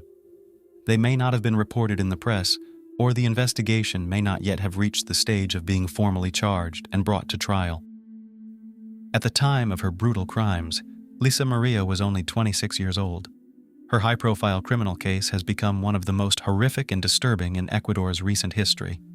These crimes made her known throughout the country as Dona Venado. Lisa Maria Kaisa is recognized as a serial killer in Ecuador. Her victims have endured terrible suffering, and their relatives have suffered unbearable pain. The charges include 5 murders and 9 attempted murders. Under Ecuadorian law, the maximum sentence she could face is 40 years in prison. That means Lisa could be released when she turned 70 years old. It is still unclear what motivated Dona Venado to commit such horrific acts. Was her act the result of resentment for not getting what she expected in life? Many speculate that the motive was money, and in David's case, Lisa acted out of a lust for revenge, which led to the tragedy with her children. The most horrific part of this story is not only the number of victims left in the path of Dona Venado, but also the fate of 2 innocent children who could not have guessed that their mother, who gave them life, would take it away so absurdly and cruelly. Sometimes the search for paradise on earth can lead one straight into a real-life hell from which escape is impossible. However, it's only fair to note that a significant factor in this journey is who accompanies you in search of this paradise. Choosing a companion should always be done with the utmost care and caution, yet sometimes even the person who seems closest and dearest can turn into a true, merciless monster. The tale of Ivon Baldelli and Brian Brimager began like something out of a fairy tale. Ivon thought she had found true love, for which she was ready to run to the ends of the earth. However, from the very beginning, her relationship raised concerns among Ivon's family, who disapproved of her partner. Unfortunately, the family's worries were not unfounded. This complex case started in 2011, when a happy and in-love Ivon left with her beloved for a tropical island. As it turned out, she was heading straight towards her own demise. Only several years later, disfigured fragments of her body were discovered in a swamp, bagged alongside the remains of her cherished pets. Ivon's family exerted considerable effort to achieve justice, efforts that cost another family member their life. Who was Ivon Baldelli? Ivon Olivia Baldelli, née Fold, was born on June 30, 1969, in a small town in the southern part of sunny California. She was the third and youngest child of Marjorie and James Fold, growing up alongside her older brother Michael and sister Michelle, with whom she shared a particularly close bond from childhood. When Ivon was 13, her mother passed away after a long illness. A year later, her father remarried to Lilian Faust, and the grown children developed wonderful relationships with their stepmother, a kind and caring woman who loved her husband's children as her own. Ivon received a solid education and explored several career paths, but her main passion was always fashion design, and she dreamed of turning her hobby into a profitable business. However, luck never seemed to be on her side when it came to her personal life. She was married twice, but both marriages ended in separation. Additionally, a surgery she underwent in her youth, followed by complications, left Ivon unable to have children. After divorcing her second husband, Kevin Baldelli, in 2007, Ivon lived alone in her small apartment with her beloved dog, whom she affectionately called her child. She remained in constant contact with her father and sister, calling them almost daily and making an effort to see her family at least once a month. Meeting Brian and the love triangle. In 2009, as Ivon was preparing to celebrate her 40th birthday, she met a Marine named Brian Brimmager. At that time, he was legally married and raising a young son with his wife. Despite this, Brian was open to having an affair and shared with his mistress how unhappy he was in his marriage, claiming he hadn't filed for divorce solely because of his child, whom he didn't want to distress. Baldelli fell for this fit and handsome man at first sight and believed every word he said. Having experienced the pain of a loveless marriage herself, and knowing how hard it can be to leave such a relationship, she didn't rush her partner, believing that the presence of a child was indeed the main obstacle. However, Brian wasn't as straightforward and sincere as he appeared. From a young age, his attractive looks had made him very popular with the opposite sex. He was accustomed to juggling multiple relationships simultaneously and expertly deceived the women who fell for him, promising each one marriage, a family, and eternal love. It soon came to light that the married Brimmager was not only seeing Ivon, but also had another mistress. This other woman was Christine Verhoeven, a stunning blonde with extensive connections. She was an analyst at the White House and had made a remarkable career during George W. Bush Jr.'s administration. When Ivon discovered the existence of another rival, she decided to confront the issue head-on and was ready to fight for the man she loved.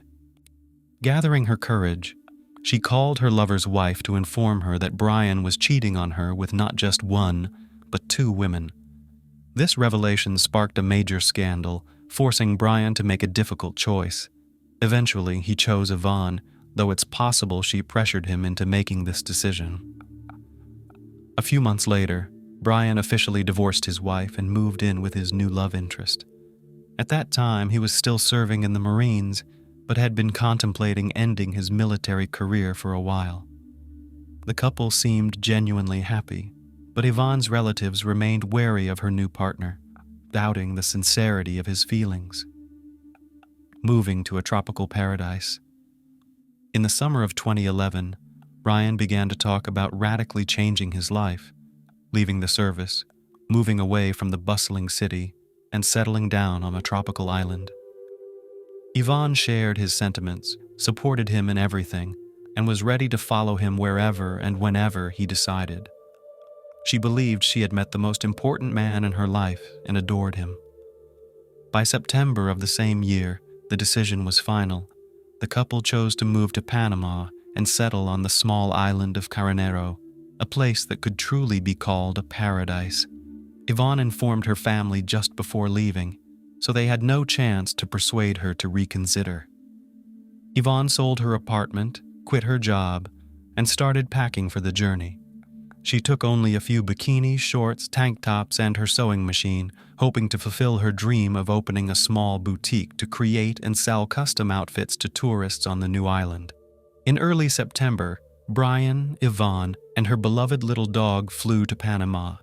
They spent a couple of days in the country's capital before taking a ferry to Carnero Island, where they rented a house right on the oceanfront. The climate was hot and humid with little temperature variation, attracting a steady flow of tourists throughout the year, primarily diving and surfing enthusiasts. The island was just 1 square kilometer, so one could leisurely walk around it in about an hour. All the infrastructure was located along the coast, while the interior was dense jungle and swampy areas teeming with venomous snakes, spiders, and other wildlife, making it unsafe to venture into.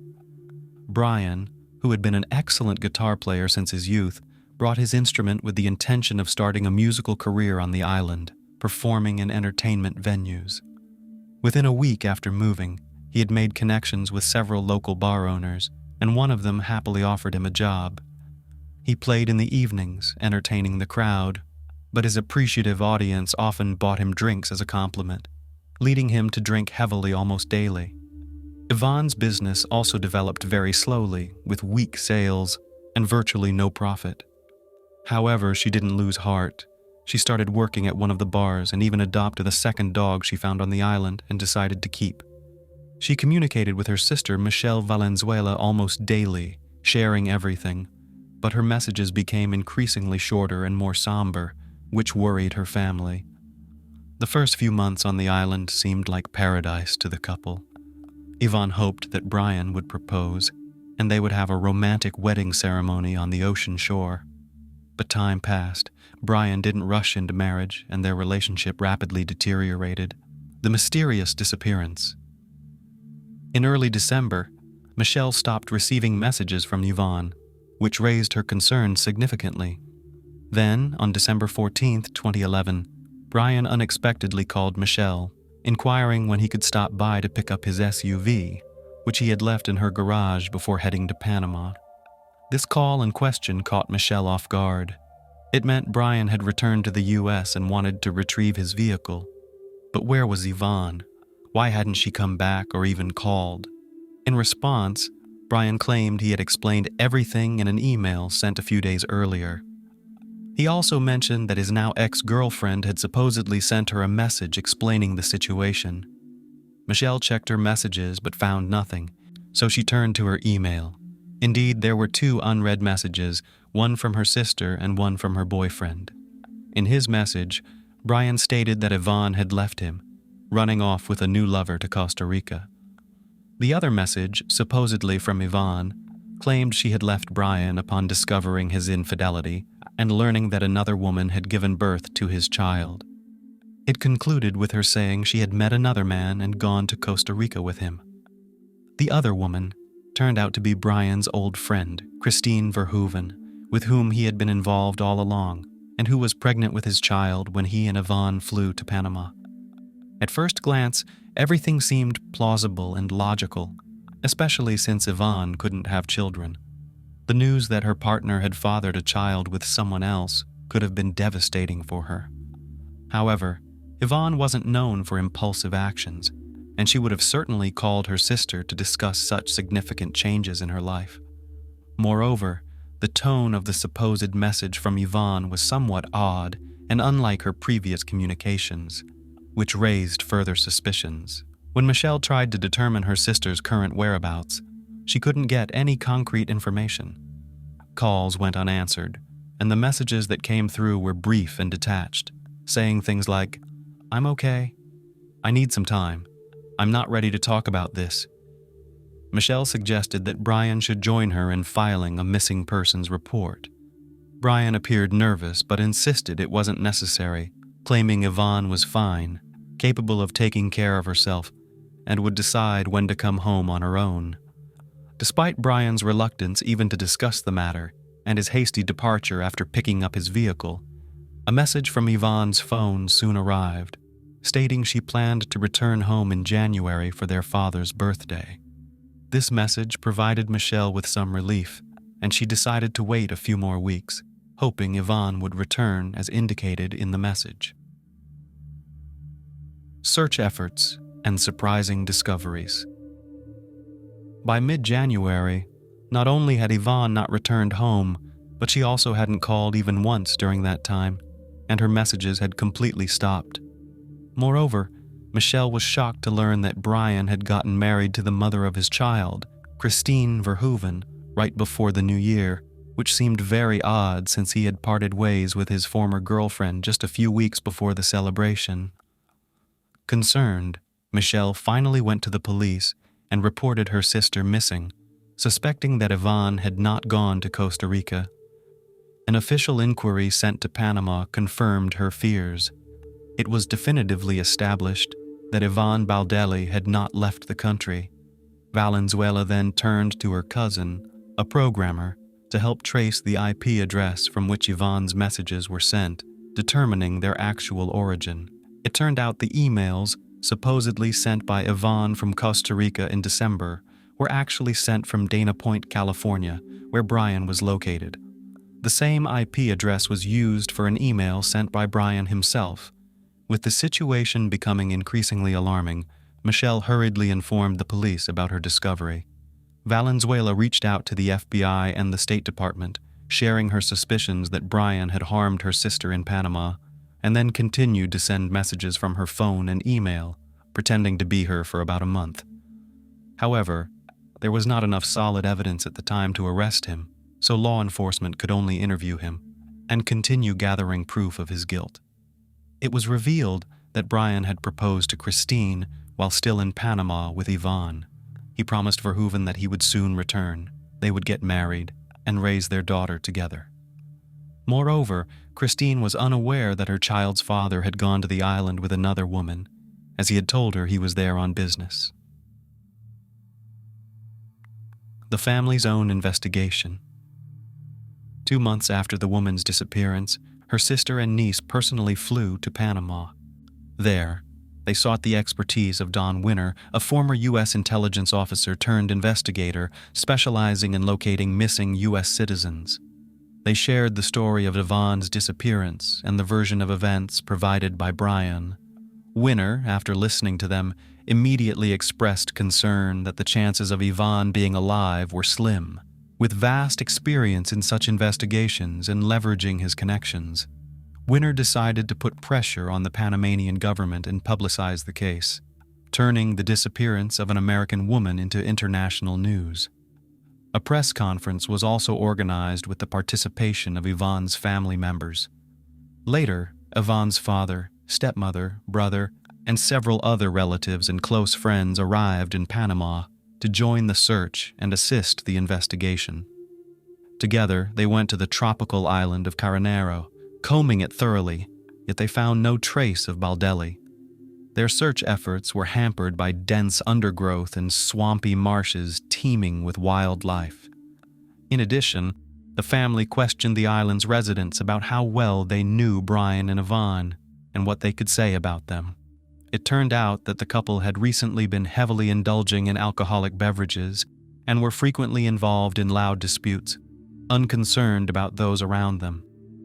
Almost daily, they were seen in bars drinking alcohol and having heated arguments. Furthermore, people began to notice bruises and scratches on Ivon's face and body. She almost never took off her sunglasses, seemingly to hide the bruises under her eyes. The landlord of the house the couple had rented confirmed that neighbors regularly complained about the noise, screams, and cursing coming from their residents. Simultaneously, FBI agents brought a special team of divers to the island to scour the waters around it for any potential evidence or remains of the missing woman. Unfortunately, these searches too did not yield any success.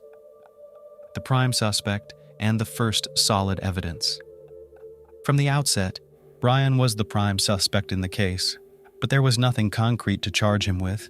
He denied any involvement, consistently recounting the same story about his ex-partner running off with another man. It wasn't until September 21st, 2012, that Brimmager was finally interrogated, and a search was conducted in his home.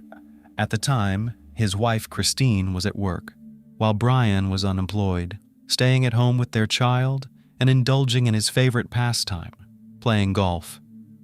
Initially, he appeared confident, repeating that Ivon had left him after finding out about his child with another woman. However, he became visibly nervous when the police mentioned that the last messages sent in Ivon's name came from his area and expressed interest in examining the laptop found on his table. The seized laptop turned out to belong to Ivon, with messages sent from it after she supposedly fled. A photo of the missing woman with a bruise under her eye was found on the computer, as well as a screenshot of a conversation from November, where Brian and Christine discussed their ongoing affair and shared daughter, presumably how Baldelli learned about them.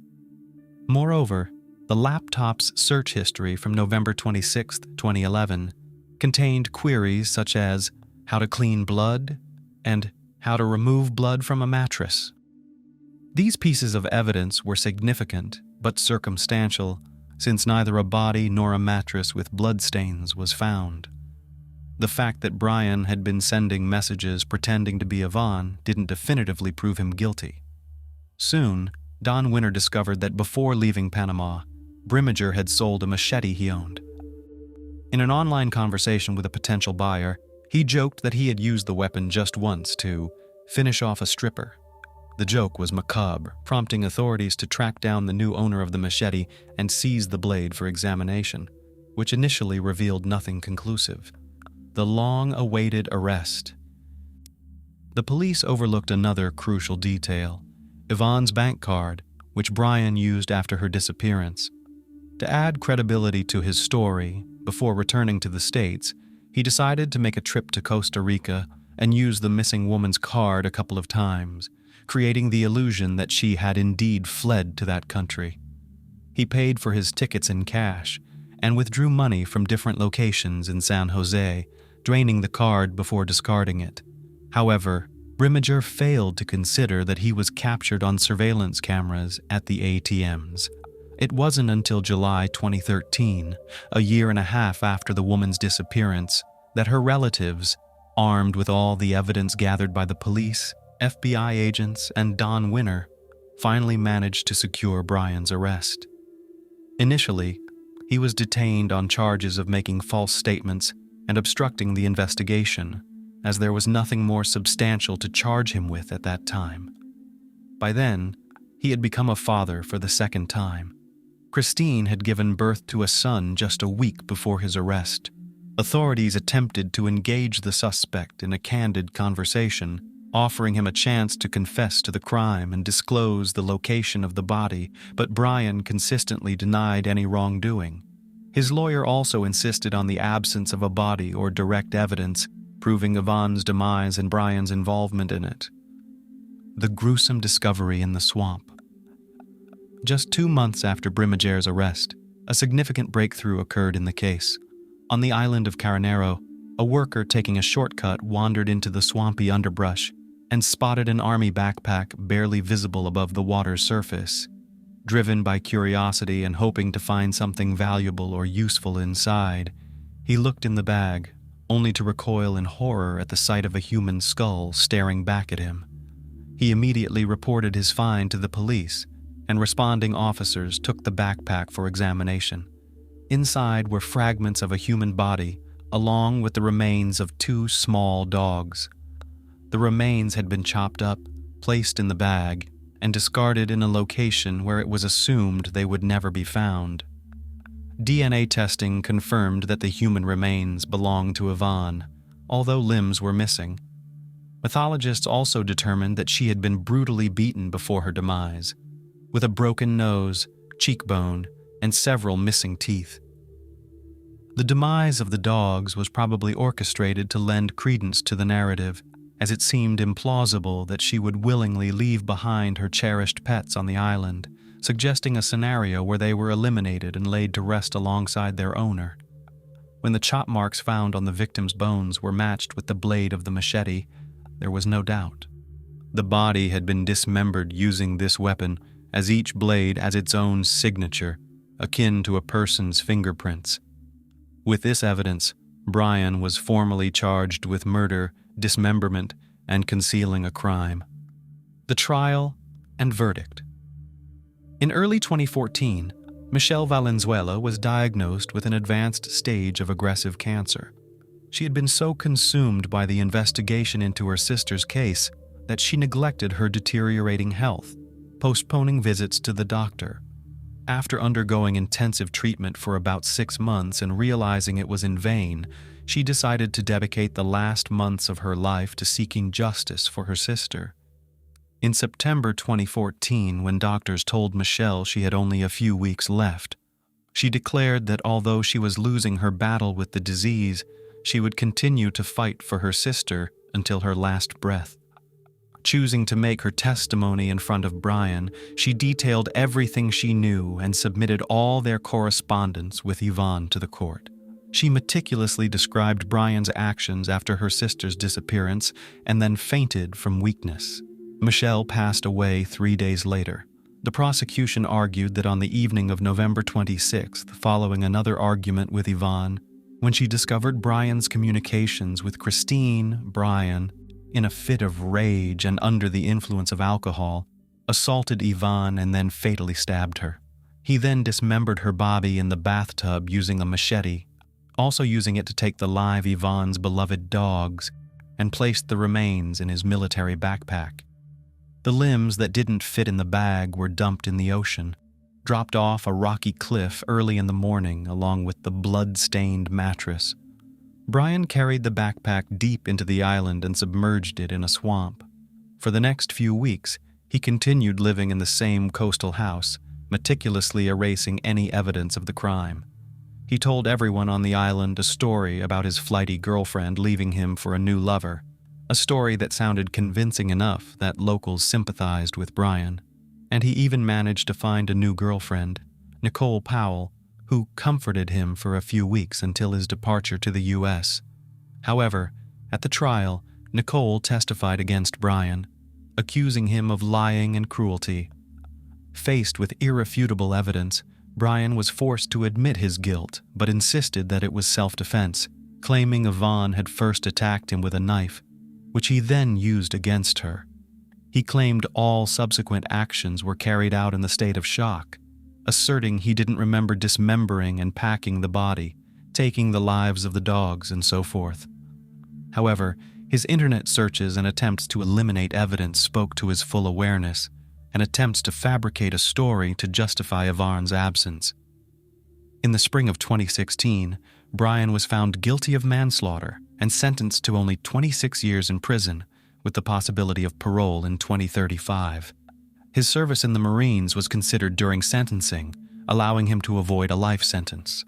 Lastly, Brian's wife, Christine Verhoeven, stated she still believed in her husband's innocence and would support him no matter what. No matter what the past experience was, new relationships are a clean slate. They offer fresh emotions and stir excitement. One has every chance to succeed where they might have failed in a previous union. However, emerging infatuation not only carries romance but sometimes also big problems. When choosing a life partner, you surely do not know what baggage they carry behind them. It happens that along with newfound feelings, you inadvertently take on burdens that should have been avoided. An example of this can be the so-called love triangle, known for its sharply defined angles. Horrific discovery. On October 5th, 2017, on the waterfront of the suburb of Fort Lauderdale, Florida, USA, law enforcement officers discovered the body of a man.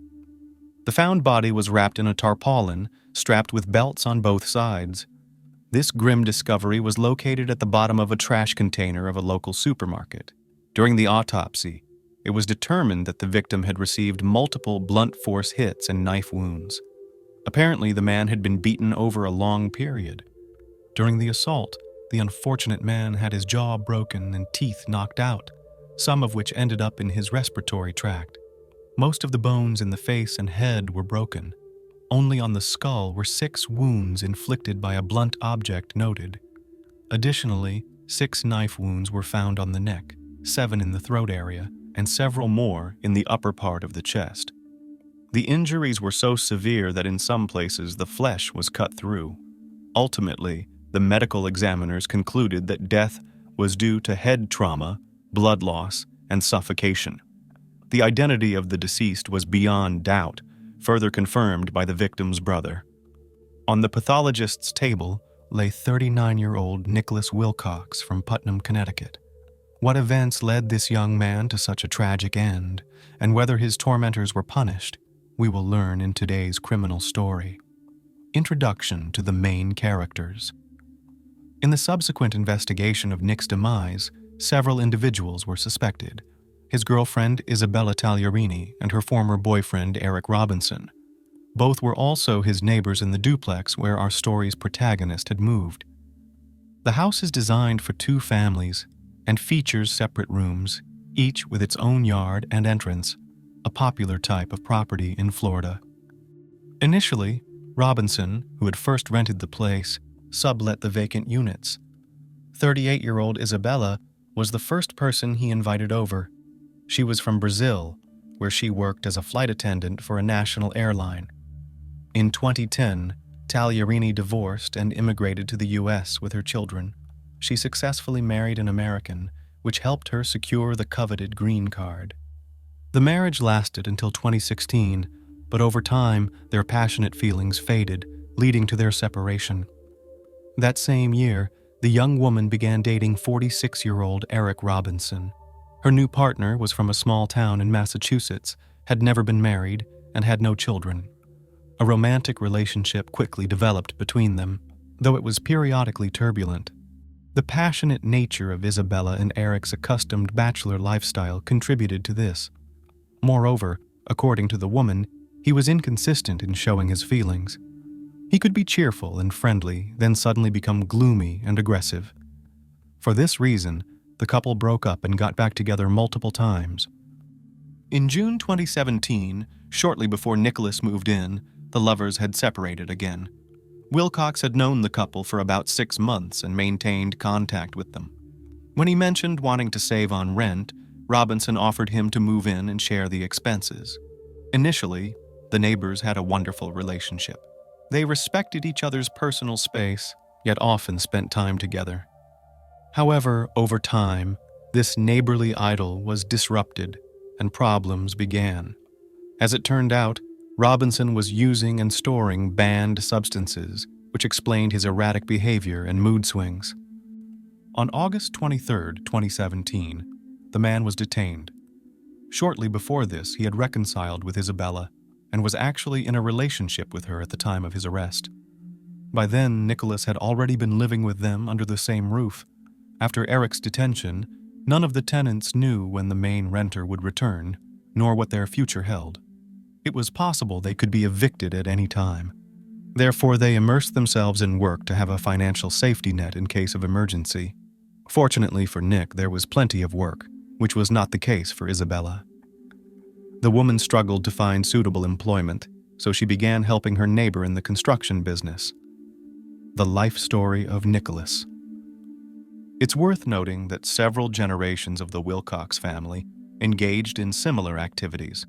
Nicholas's grandfather was a fisherman and built boats, and his father also dedicated his life to construction. Later, the main character joined the family business, becoming a roofer after graduating from school in 1996. Along with his older brother Donald, they acted as contractors, building their own client base. At the age of 23, Nick started a family. The young man tied his life to a girl named Kathy, who was his classmate in his senior year. A year later, the couple had a daughter, and 3 years after that, twins. Throughout this time, the family head worked diligently, striving to provide a decent living for his loved ones. Friends and acquaintances of Nick recalled that despite his busy schedule, he was a devoted husband and father. Yet he devoted a lot of time to his professional pursuits. Perhaps this was the reason for the family's eventual dissolution. The divorce occurred shortly after the birth of the younger children. Nonetheless, the father continued to communicate and support his family. A fresh start. At the beginning of 2017, following his brother, Nicholas moved to Florida. The new place promised better job opportunities. Here, the number of clients significantly increased. Additionally, the chosen method of earning became non-seasonal.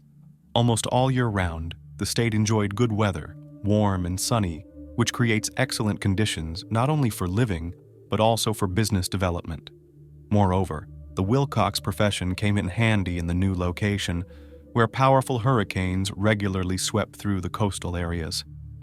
During storm season, homes were damaged and thus needed to be reinforced and repaired after the bad weather.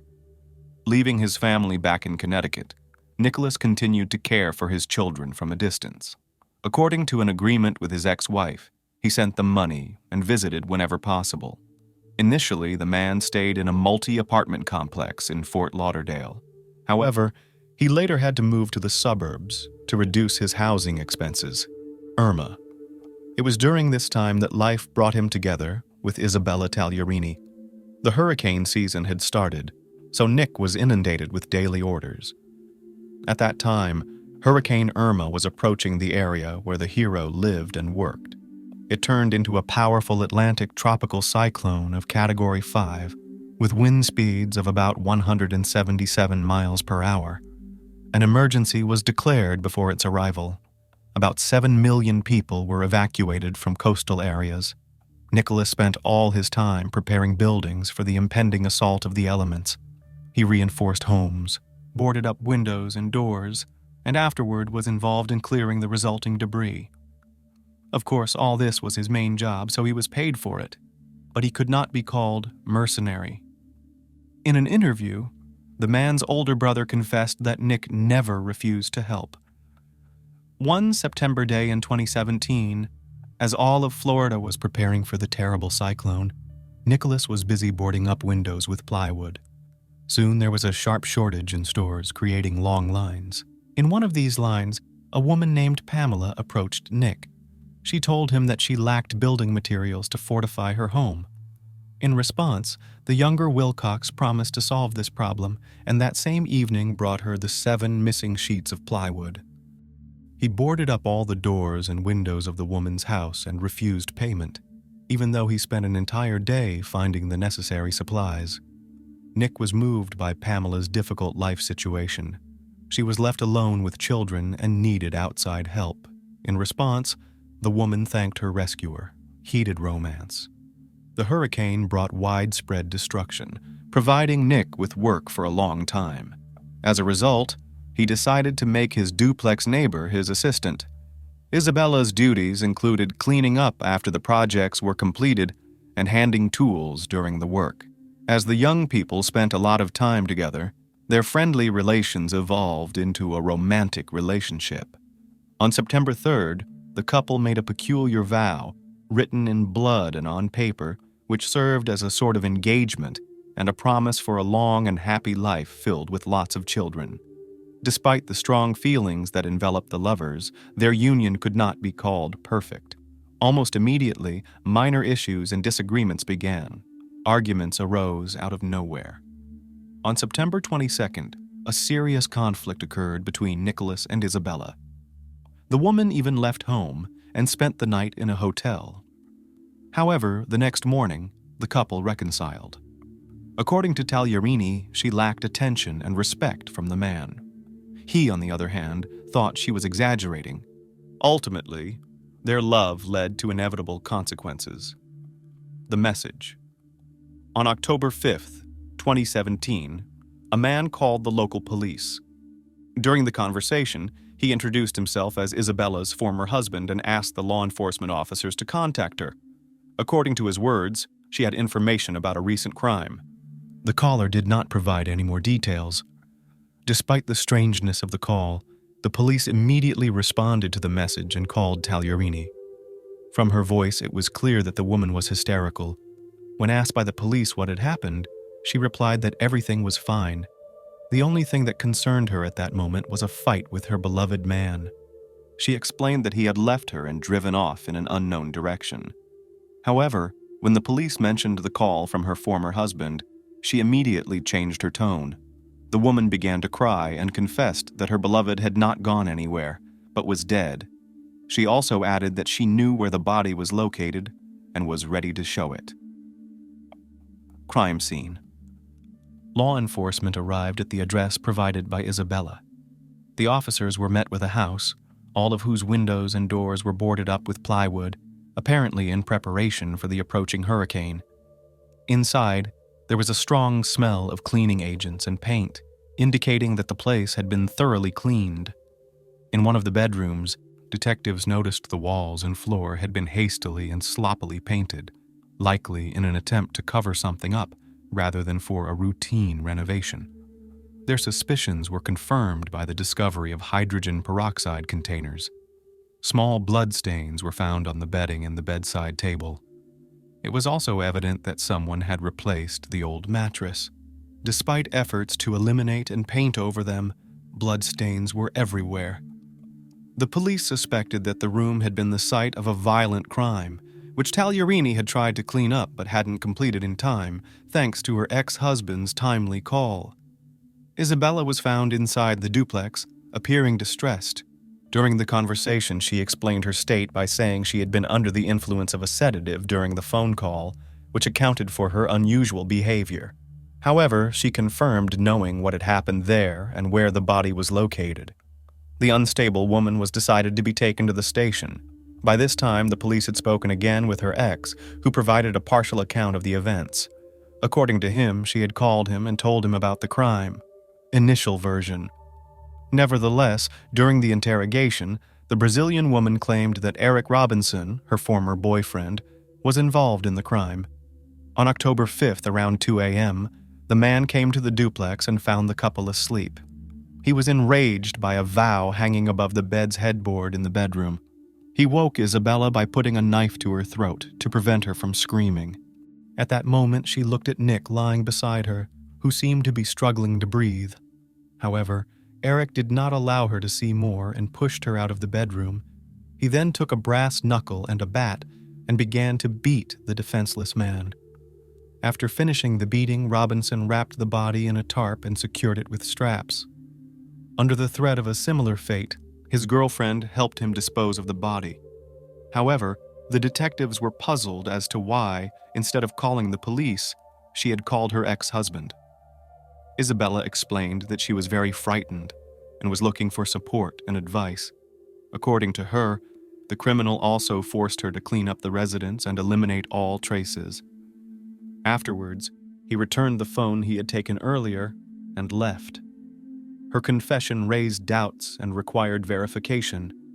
Additionally, visible bruises and abrasions were noted on Tagliarini's body, which she explained were from being beaten by Eric after Nicholas's death.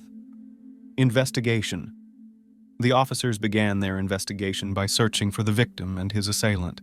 The suspect indicated where her boyfriend was hidden. While the medical examiners worked on the body, forensic specialists arrived at the scene. Meanwhile, law enforcement was busy searching for Eric. It was established that the man had been released from prison on October 3rd and was living at a different address. During this time, the criminal had met a new woman named Merida, at whose place he was staying. She told the police that on the night of October 5th, her boyfriend received a phone call after which he immediately left. He returned around 5 a.m., packed his things, and set off again without any explanation. When asked if she noticed any bloodstains on her boyfriend's clothes, Merida explained that she hadn't seen anything suspicious. Robinson was found around 8 p.m., 4 miles away from the house. He refused to cooperate with the investigation, and therefore, he was taken into custody pending further investigation. Eric's version. During the interrogation, Eric provided a story that differed from Isabella's version. According to his statement, Tagliarini contacted him on the night of October 5th, despite a restraining order she had received against him immediately after he was sent to prison. Despite this, she told him that she had attacked Nicholas under the influence of banned substances and ended his life. When Isabella came to her senses, she realized she couldn't manage the situation alone and asked for help. In return, the Brazilian woman promised Robinson that they would get back together and start over. As Eric still had strong feelings for her, he agreed to these terms. Fiery Brazilian. Detectives latched onto the man's words, wanting to interview the initial suspect once again. Given the circumstances and her behavior, it was clear that she was holding back information. Most likely, she was trying to minimize her role in the incident. Moreover, the investigation uncovered intriguing information. It turned out the woman was far from innocent and had been on the police radar multiple times. On September 22nd, when Nick and Isabella had a severe argument, it escalated beyond the confines of their room. Under the influence of Xanax and banned substances, She became enraged and destroyed some of her partner's belongings. Unfortunately, she also damaged his work vehicle. Consequently, the angered man felt compelled to contact the police. Moreover, she behaved so irrationally that he genuinely feared for his life. As known, the couple reconciled the following morning, and Nick withdrew his complaint. After this, investigators spoke with the suspect's ex-husband. He described Isabella as having an explosive personality and a fiery temperament. He also learned that during their argument, Wilcox had warned her. He threatened to contact immigration services if such incidents repeated.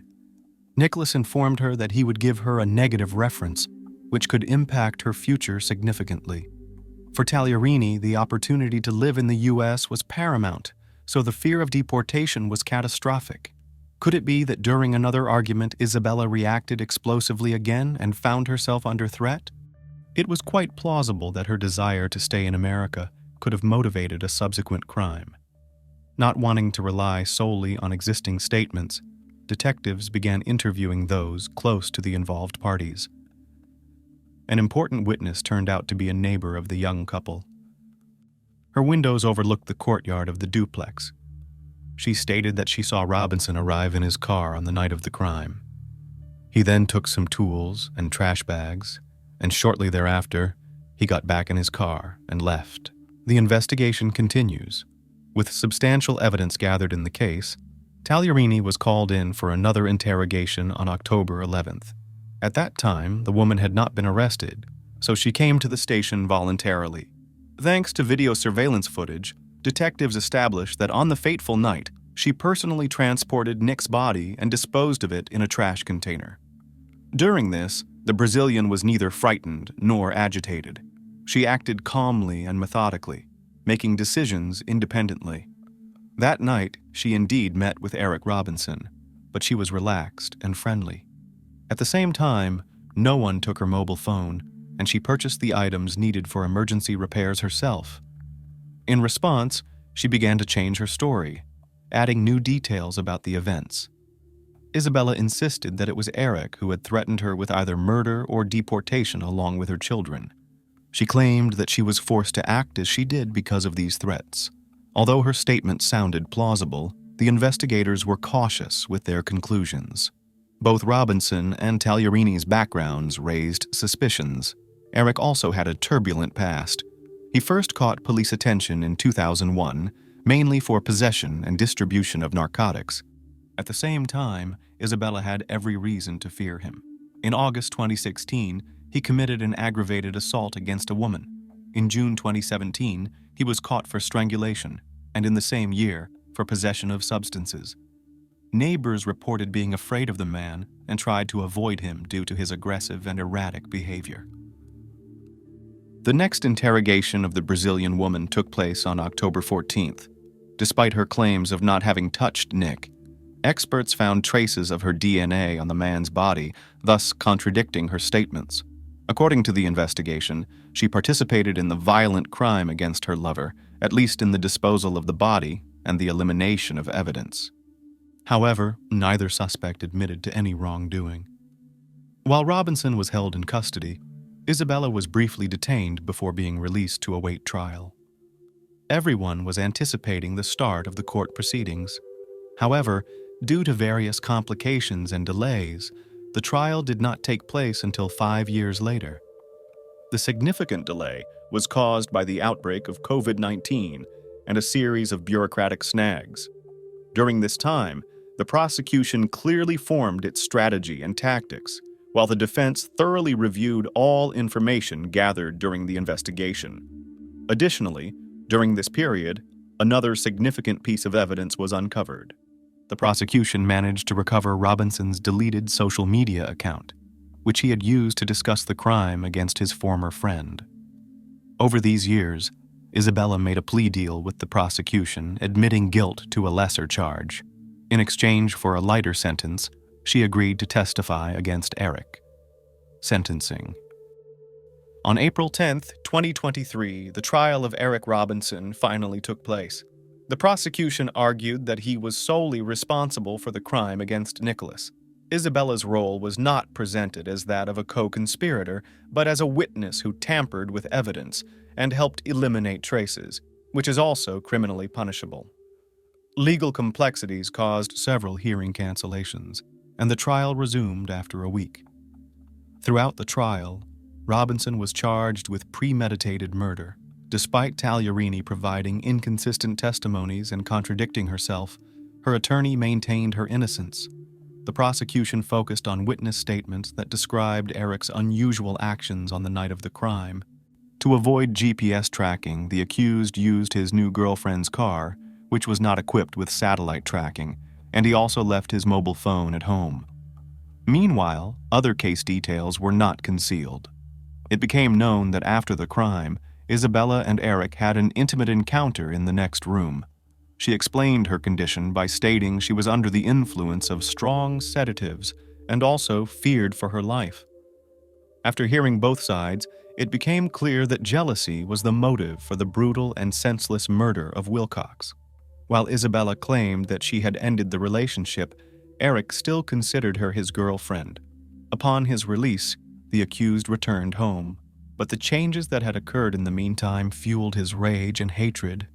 During this period, he plotted revenge against his rival and committed a cold-blooded attack while the couple was most vulnerable in their sleep.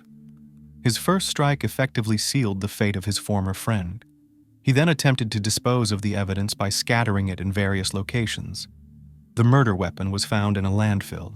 The deceased man's body was wrapped in tarpaulin and hidden in a trash container. Afterwards, Isabella painted over blood-splattered walls and cleaned the area. Throughout these actions, Eric communicated with Isabella and directed her actions. Eventually, 51-year-old Robinson was sentenced to life imprisonment without the possibility of parole for second-degree murder. Isabella Tagliarini was found guilty of aiding the criminal, but threats and coercion were considered mitigating circumstances. She received a suspended sentence and is on probation until 2026. Remarkably, the convicted woman was indeed ready to do anything for U.S. citizenship. It was revealed that 10 days after Robinson was incarcerated, the parties signed another pledge. In it, Eric promised to marry Isabella, but he did not manage to do so. She was prepared to marry him shortly after he dealt with her lover. It appears that this unprincipled woman is indifferent about whom she marries. The main thing is to maintain her status. All men Isabella Tagliarini has been involved with were used for her selfish purposes and, in one way or another, were inclined toward marriage. Apparently, for her, nothing is more important than American citizenship, even if it comes at any price. To summarize this story, one might say, opportunity in life isn't singular, but life itself is. Unfortunately, some characters in this tale never realized this, while others did but much too late. Beautiful, rich, famous, and successful women are sometimes very unhappy in their personal lives. Just think of the story of the Turkish arabesque performer Belgin Sarılmışır, known under the pseudonym Bergen. The most famous woman in Turkey, famous all over the world, was tortured by her husband for many years. He beat her, disfigured her face with acid, and finally shot her. Our heroine today is Ecuadorian performer, television actress, music producer, and lingerie designer Edith Rosario Barmeo Cisneros, better known as Sharon La Hechitera, or simply Sharon. With her own hard work, perseverance, and talent, she has reached heights that one could only dream of, becoming one of the top stars of Ecuador and Latin America in general. Sharon dreamed of simple female happiness, family comfort, and a quiet harbor where she could return every evening and just be herself. But the man she loved, her husband and the father of her child, saw in her only an inexhaustible source of finances for his trouble-free and carefree life. It was this man who eventually became the culprit of the death of the nation's favorite in 2015. But despite the wide publicity, the final point in this high-profile case has not been put to this day. Sharon La Hechitera, biography, early years. The future star was born in 1974, March 28th, in the large metropolis of Santiago de Guayaquil, located on the Guayas River in the province of Ecuador. The full name given to the girl at birth sounds like Edith Rosario Barmeo Cisneros. She grew up in a simple and rather modest family, where in addition to her, there were 2 other children. Soon after the birth of her daughter, The whole family moved to the city of Duran, where the future queen of Technocumbia spent her childhood and youth. Edith, from an early age, was a bright, active, and very artistic girl. At home, she was affectionately called Charo or Charito, and it was this nickname later became part of her stage name. As a child, Edith was a big fan of the popular American comedy television series Bewitched, another name, My Wife Bewitched Me. Her idol and object of imitation was the main star of this show, the cult actress Elizabeth Montgomery. Then, the same girl began to call herself Charo Enchantress and dreamed of repeating the success of her favorite actress. From an early age, she became interested in music and loved to sing. She had a good musical ear and not bad vocal data, but to call them outstanding was difficult. Nevertheless, the girl conquered everyone with her natural charisma, artistry, and the ability to reincarnate. At the age of 8, she managed to win at the City Children's Festival, performing compositions Fox in Kaiko, as well as Los Angeles. By the time she graduated from school, she had already won several awards at city and regional music competitions. She dreamed of becoming a famous singer and conquer the big stage, but her parents were skeptical of these dreams. They believed that the heiress is not talented enough to become a star, and since their family has no connections in show business, the career of a performer is not worth dreaming about. Edith, listening to the advice of her family, decided to go to university, choosing a more practical and down-to-earth profession as a public relations specialist at the State University of Guayaquil at the Faculty of Communication Sciences. But her dream of becoming a singer did not go anywhere. Edith believed that everything has its time, and she should wait a little to choose the most appropriate moment. Path to fame. While studying at university, Edith took on any part-time job and tried herself as an assistant teacher in a kindergarten, a seller of sweets in Morocco, a traditional Ecuadorian drink, as well as a dancer in the local creative team, performing at the warm-up of visiting popular artists and musical groups. But all this was only to save money, which she later used to record her debut music album, Braveheart, which was released in 1998. In 2005, the singer released her third studio album and received the prestigious award as the first solo techno-cumbia artist in the country to top the music charts.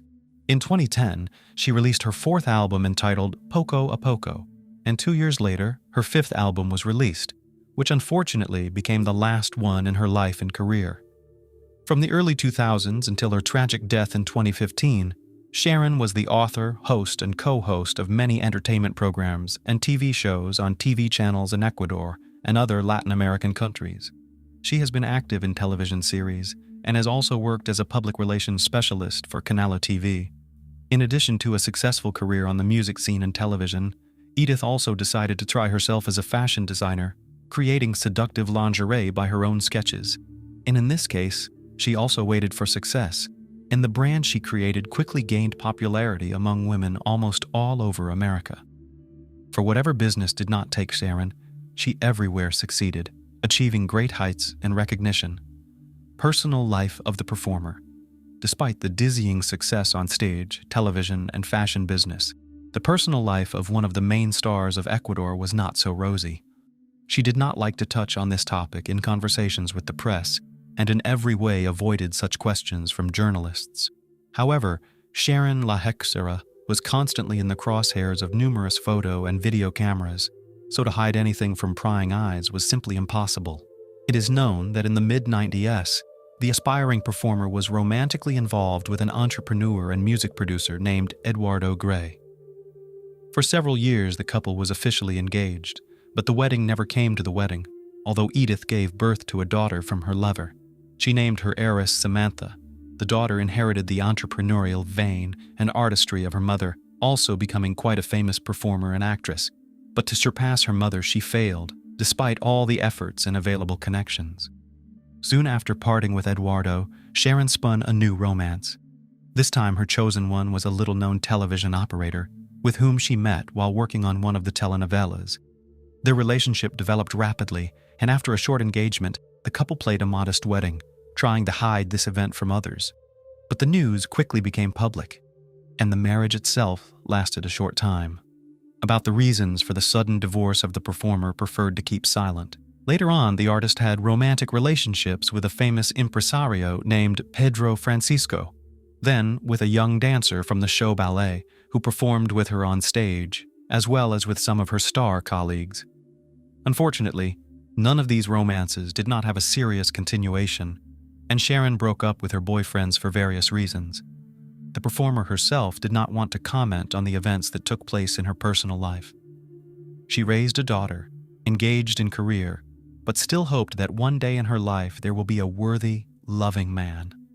Relationship with Giovanni Lopez. In 2009, the performer met a young man named Giovanni Lopez, who was more than 10 years younger than her. He was also a native of Ecuador, but as a child, together with his parents, emigrated to the United States. The family settled in New York City, where virtually all of Giovanni's childhood and adolescence took place. They first met during a large tour of the singer in the United States, but at that time their communication was limited to work, and Lopez himself helped with the organization of Sharon's performance. But probably, even then, these two have already penetrated some sympathy for each other. In addition, it turned out that the young man was a longtime fan of the Queen of Technocumbia, and he was honored to have the opportunity to work with her personally.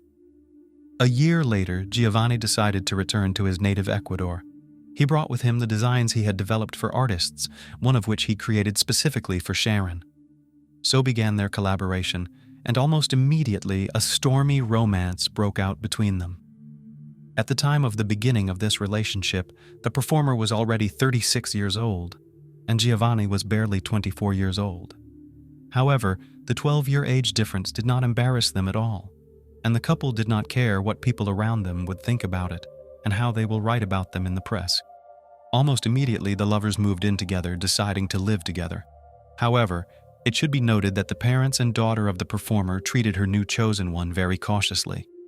Giovanni immediately they did not like it, and they decided that the young man twisted romance with the star solely for his own selfish purposes, and in fact did not love her at all, but only wanted to use.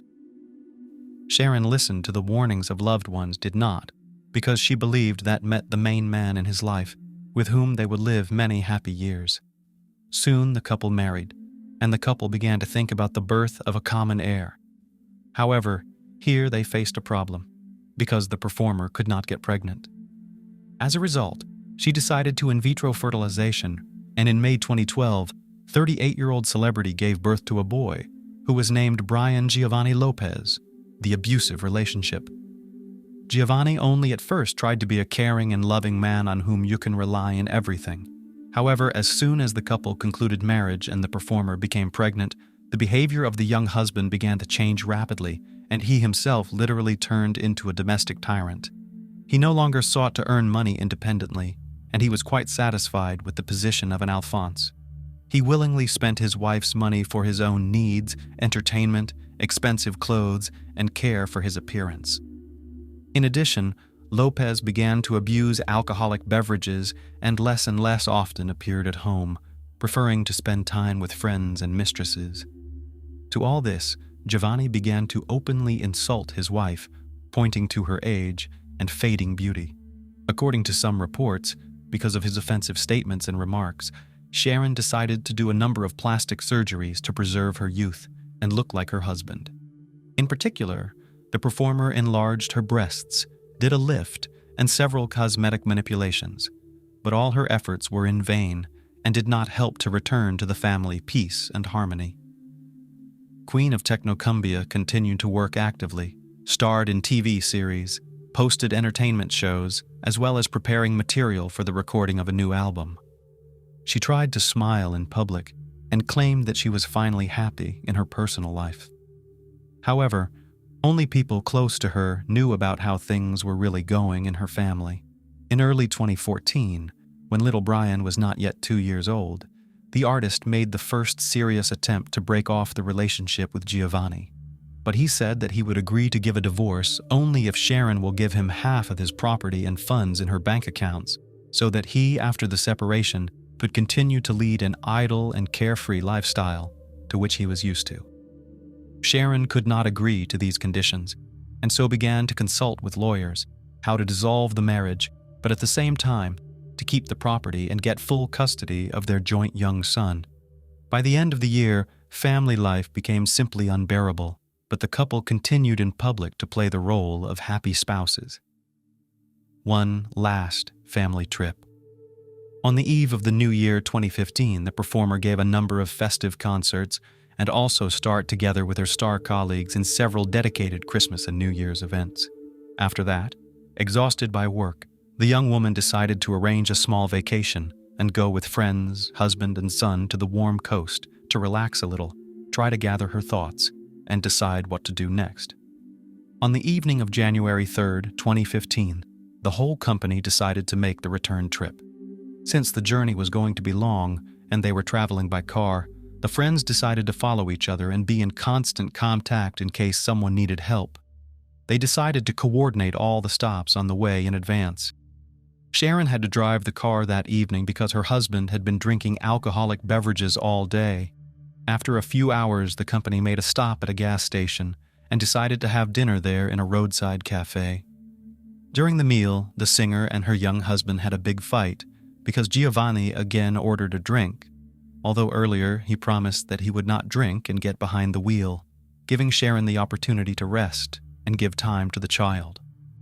The couple argued for about half an hour and could not agree on who would drive the car. In the end, their friends could not stand it and asked if they could continue on their way. The singer said that she did not want to delay them because of her family problems, so they could go on, and he and Giovanni would have to stay a little longer. The friends reluctantly agreed, and after another half hour headed to their car, leaving the couple at a roadside cafe. They had no idea that they would never see Sharon alive again.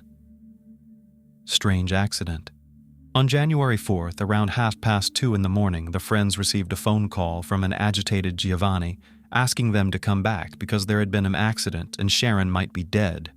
His words were a real shock because he did not specify details and it was completely unclear what had happened on the night road.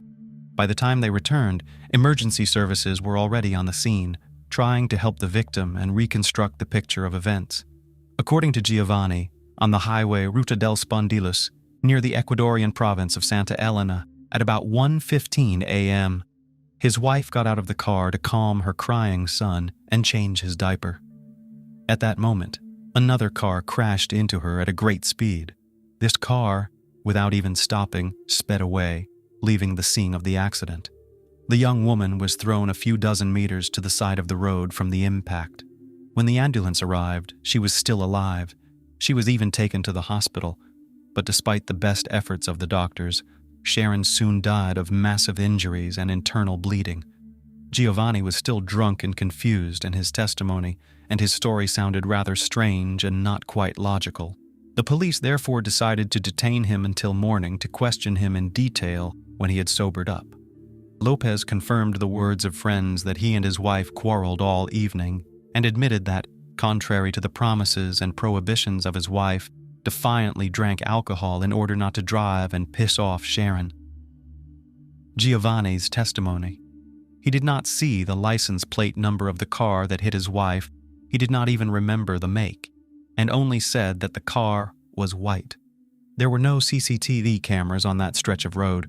No witnesses could be found, and the accident itself looked suspicious because Sharon did not even turn to the side of the road before leaving the cabin and did not make sure of safety. Although on a straight deserted road, any vehicle can be seen and heard from afar, even at night. The longer the police tried to correlate all the facts with Lopez's story, the more what had happened resembled not an accident, but a premeditated murder.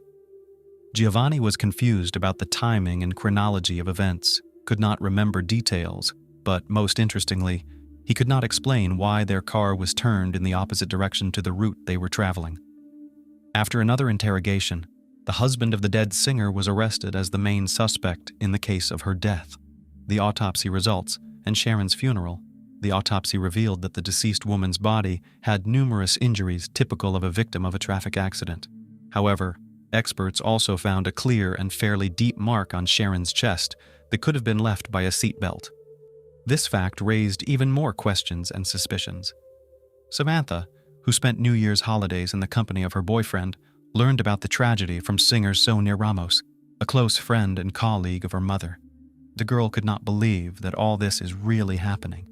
She called her father, Eduardo Gray, and asked him to come to her as soon as possible so that they went to Sharon's home together and began preparations for the funeral.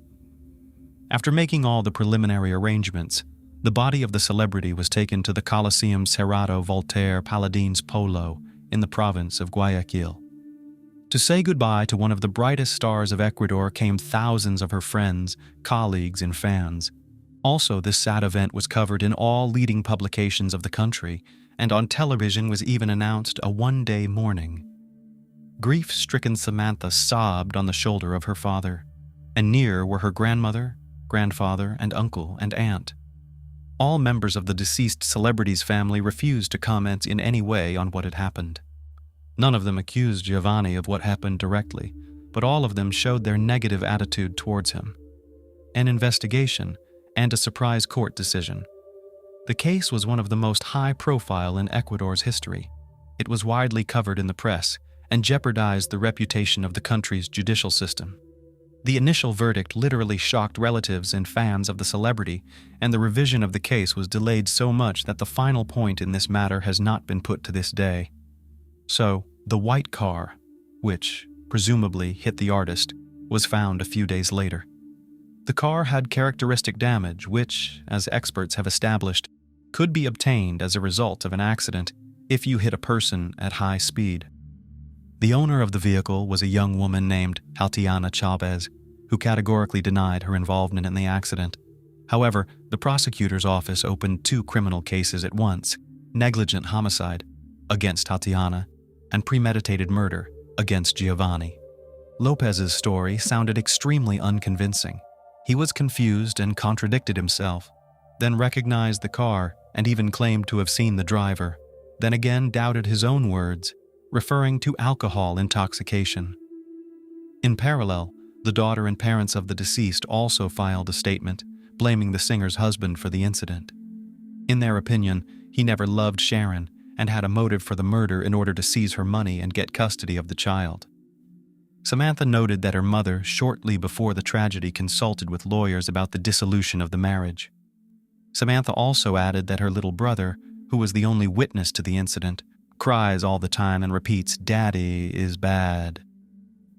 However, they did not involve the child as a witness in order not to cause the boy even more psychological trauma. After a detailed reconstruction of the events of that evening, Tatiana was ruled out as a suspect. By comparing the times and places where Tatiana had been seen before and after the accident, it was determined that she could not have been physically near the accident site at that time, and her car had been damaged in another accident. The other car was soon found to be the one that was found to have hit Sharon. The owner, Luis Correo, who had been driving that night, was arrested. By that time, he had already managed to replace the broken headlight and repair other body damage. But experts were able to establish that at the scene of the accident were found shards of glass from his car. Luis himself admitted to everything and said that Sharon literally fell under the wheels of his car, and he was so scared of what happened that he just drove away. In June 2015, Giovanni was found guilty of manslaughter of his wife. Experts proved that the injury on the woman's chest from the seat belt was caused by her trying to protect herself before her husband pushed her out of the car, right under the wheels of another car. However, the court verdict shocked Sharon's relatives and fans because her killer was only given 3 years. A retrial and attempts to appeal the new verdict. Such a lenient sentence caused a storm of excitement in the media and provoked a lot of protests across the country. People demanded fair punishment for the murderer of the star and national favorite. Already in July of the same year, the judges involved in the case were suspended and subsequently dismissed. The new judicial staff canceled the previous verdict, arguing that a number of administrative and bureaucratic mistakes had been made. All attempts by the defense lawyers to challenge the reversal of the verdict were unsuccessful. Luis Correo was cleared of responsibility for the singer's death, but he was still charged with fleeing the scene and attempting to conceal evidence. But Giovanni Lopez was brought to every court session under heavy security in order to avoid attacks on him fans of Sharon. In October 2015, the husband of the singer was found guilty of her death and sentenced to 26 years in prison. The court also took into account the evidence provided by Samantha evidence of Giovanni's cruel treatment of her mother, as well as the fact that he blackmailed his wife, demanding from her a fabulous sum for consent to divorce. A few months later, 2 appeals were filed at once. The prosecution demanded to increase the term to the maximum, 35 years, and the lawyers insisted on the illegality of the new sentence. However, both complaints were rejected. In 2021, Lopez again tried to challenge the court's decision. In addition, he stated that he was subjected to ill treatment in prison and his rights were grossly violated. The prisoner even went on a hunger strike to pressure the court to release him. He argued that he was wrongfully convicted and the main perpetrator of the tragedy, Luis Carrero, remained free. In 2023, Giovanni, already with a new lawyer, appealed again, once again hoping to secure his release. It is worth noting that in this difficult case, the composition of the judges was again changed due to the revealed abuse of power. Therefore, Lopez's defense hopes not only to challenge the verdict, but also to seek compensation for the years spent in prison. The price of love. What determines our future? Definitely the decisions we make and the actions we take. However, sometimes chance intervenes in the usual way of life, and then they say that you can't escape fate. Also happened to the heroes of today's story, Joseph and Olga Connell, whose life paths crossed in an unexpected way, after which the couple never parted. Unfortunately, the lovers could not enjoy each other to the fullest, as they were destined for a terrible fate. Around 2 a.m. on September 23, 2013, a series of gunshots rang out near the Paladin Club condominium in Wilmington, Delaware. When eyewitnesses ran to the scene, they saw a man and a woman lying on the ground. A little later, a call went out to emergency services. The caller reported the attack and its victims. Medics arrived and administered first aid. Despite the gunshot wounds to the face and loss of blood, the victim was alive, which could not be said about her companion. The bullet-riddled man showed no signs of life.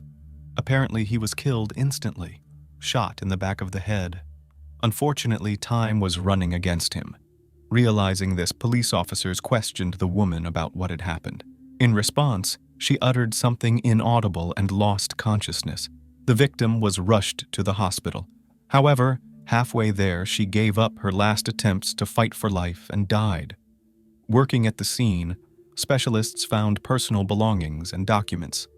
Connell's newlyweds turned out to be the deceased.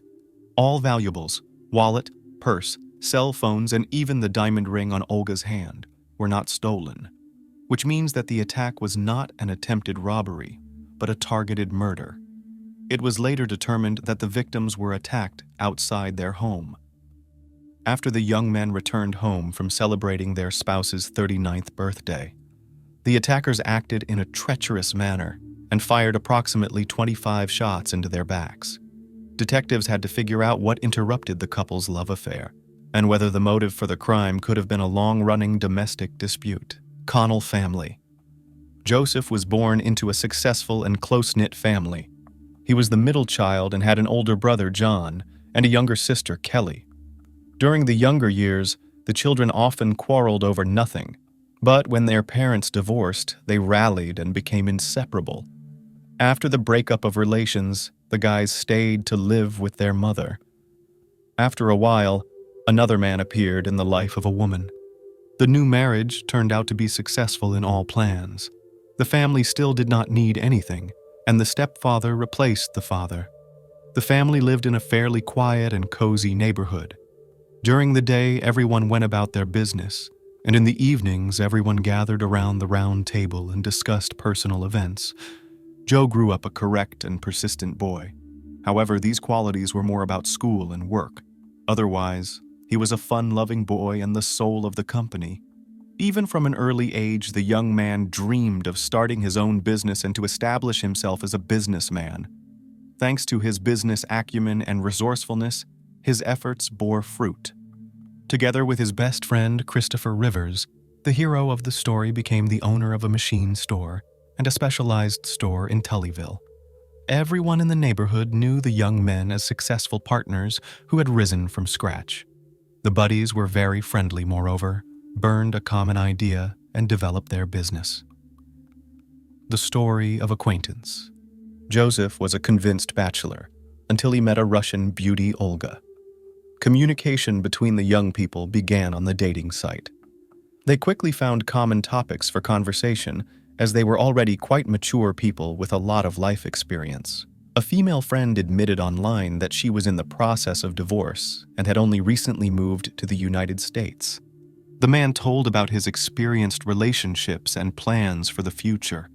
Both interlocutors were sociable and bright personalities, had similar interests and views on life. Therefore, it is not surprising that gradually their feelings grew into something more. One day, Joe realized that he no longer imagines his life without his beloved and made her an offer. Olga reciprocated. The only nuance was the fact that the bride has not yet been presented to the family. However, the man did not fear for this. He was confident in his choice and in the reaction of relatives. The beauty and character of the chosen one charmed his relatives. They were in shock that there was a woman who managed to melt the heart of a hot, loving relative. Relationships of the couple developed rapidly. Joe took Olga everywhere with him, proud of her appearance and charisma, therefore without shyness did not hide his love. However, over time it became clear that behind the female malleability and tenderness hides a real Siberian temperament where the beloved was born. Her irrepressible energy and entrepreneurial spirit amazed everyone. She seemed to be able to do anything. Connell was so delighted and in love that he decided not to postpone the wedding in a long time. Perhaps he was in such a hurry to get married, unwittingly anticipating the coming events. Such people are usually said, in a hurry to live. Surely each of you have encountered such examples in your environment. Investigation. After the attack, the police interviewed the crowd, bystanders and neighbors of the victims. Perhaps among them were those who could clarify something. Unfortunately, none of them had seen what had happened. However, many people heard gunshots which caused them to run away. There were even those who claimed to have heard loud male voices shortly before the shooting. They seemed to be arguing with the newlyweds about something. Violent crime ensued. Not far from the scene of the crime, forensic experts found a large number of fired casings that belonged to two different types of weapons. Thus, it became clear that there were several attackers. The sheer number of gunshots indicated that the couple was initially given a death sentence. It is unlikely that anyone would have managed to stay alive in such a shootout. To carry out their plan, the criminals waited for the young people to return from the party. The birthday party took place in one of the popular bars. Friends and some members of the Connell family came to the party. Everyone had fun and danced until midnight, and when they were tired, they went home. The couple parked their car at the house and headed toward the front entrance. It was at this point that the intruders found the most opportune time to carry out their criminal scheme. The next step in the investigation was to interview the family members of the victims. Officers spoke to Joseph's parents. They asked about the couple's alleged enemies and detractors. But the man's mother and stepfather replied that they knew nothing about it. At first glance, the newlyweds had no foes. On the other hand, there is hardly anyone who does not have envious people. In any case, none of the newly wedded spouses told it. At the same time, the detectives heard some curious information. It turns out that Joe and his sister Kelly had a spat on the eve of the wedding. It concerned an expensive family ring encrusted with diamonds. According to experts, its value was about $20,000. After the quarrel, relations between the relatives were not the same. However, all relatives claimed that Kelly would never have gone to the crime. Especially, it turned out that after the attack, the ring remained on Olga's finger. Nevertheless, the version about the hidden offense had to be checked. By a strange coincidence, on the unfortunate night, Kelly was one of the first on the scene of the crime. Despite the fact that the woman lived in another neighborhood, that time she was nearby. The ring story. The lovers planned to get married in the Virgin Islands. The only thing that marred the wedding preparations was the engagement ring. According to family tradition, the mother passed the family jewel to her son. However, The jewelry had already been given to the youngest daughter for the wedding, which took place 10 years ago. In order not to change the established custom, Joe discreetly took the ring from his sister and replaced the precious stones with zirconium. After that, he secretly returned the ring to the mistress and diamonds inserted into the setting of Olga's engagement jewelry. The deed of the protagonist is difficult to explain, especially given his financial situation. Perhaps in this way, he decided not to violate the established rules. It was assumed that none of the women should not have guessed it. However, things had not gone as calculated. Kelly noticed the switch and began looking for the culprit. When the younger sister learned of her brother's action, she was extremely outraged. Understandably, she expressed her indignation to Joseph. However, the latter was very upset, as he thought that the sister was angry for nothing and just wanted to violate family traditions and ruin the wedding. One way or another, but the ceremony took place. Kelly did not attend the event, citing employment. At the same time, in retaliation, the woman decided to mar the celebration and sent a sarcastic message to Olga, so the unsuspecting bride learned the truth. After that, the relationship between brother and sister became strained. Periodically between them there were altercations, often sounded mutual reproaches and insults, and the event that occurred afterward and completely knocked everyone out of the rut, a mysterious robbery. Joint life at the newlyweds began there in the Virgin Islands. During the honeymoon, the couple enjoyed marriage. Olga and Joseph sunbathed on the beach, swam in the sea, fished, rode on a yacht, and tried exotic cuisine. There was plenty of money for these purposes. Joe was proud that the business was booming and bringing in a tangible income, about $1 million a year. Back home, the newlyweds bought an expensive Mercedes car. The new convertible cost them $100,000. Since Olga did not belong to those women who are happy to sit on the neck of her husband, she began to help her husband. Olga was well-educated and well-read, well-versed in English, and also had an unprecedented charm. In addition, the past experience of working on the stock exchange came in handy. Therefore, she easily entered the business and engaged in administration. As soon as the lovely blonde took up the business, Joe and Chris had a lot more clients. A week before the attack near the condominium, someone broke into the home of a young family. While the couple were busy doing business, an unknown person stole jewelry and family heirlooms. The diamond ring was Olga's that day. After the Connell couple returned home, the head of the family noticed the illegal intrusion and called the police. Law enforcement officers examined the scene and surprisingly did not find any evidence. The search for the burglar yielded no solid results. Detectives put forward a version that the robbery was the result of someone staging or the work of a professional. That's why Kelly was under a lot of suspicion. As many believed, the sister had every reason to stage the crime. Perhaps, over time, she could not forgive her brother for what he had done and decided to teach him a lesson. However, soon the investigation of the case came to a dead end.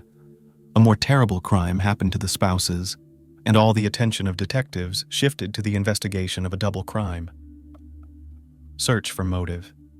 When detectives interviewed Kelly, she looked grief-stricken. The woman cooperated with the investigation and didn't hide anything. She told about the conflict with Joe and even showed correspondence about it. In one of the messages, Olga expressed the opinion that the recent robbery was organized by Kelly herself. However, Kelly denied it. But the investigation could not exclude her from the number of suspects, and, as the woman later admitted, exerted powerful pressure in some places. Despite the obvious motive, all the facts were to the contrary. At none of the interrogations did the victim's younger sister change her testimony, nor was she confused. During Joe and Olga's funeral, the sister looked broken.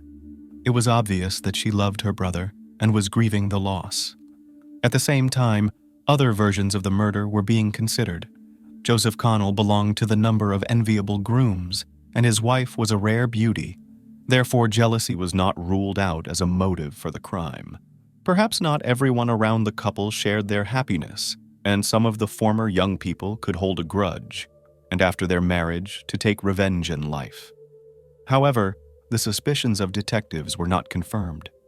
During the investigation, it was found that Joe parted with his former companions on a good note. Moreover, they have long married and are happily married. This applies to Olga's past relationships as well. She divorced her Russian husband and cut off all contacts.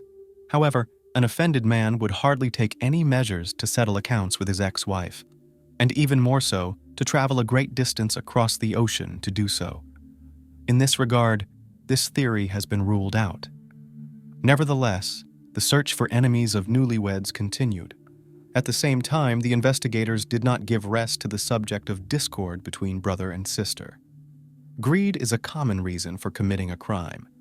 Therefore, after questioning Kelly, the investigation focused on Garrett Catalano, her husband. The man loved his wife very much and would do anything for her.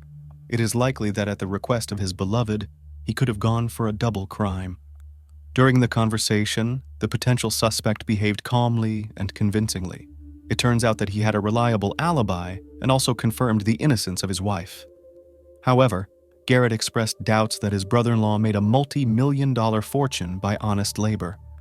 Catalano opaquely hinted that Joe may have been dealing in illegal substances. Over time, his words took hold. There were others who claimed that Joe was secretly selling steroids and making mad money from it. Secret witnesses identified another man we know as one of his associates.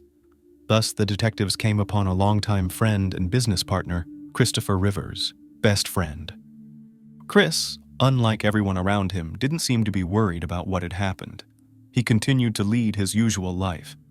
It was understandable that he had the double responsibility for the business.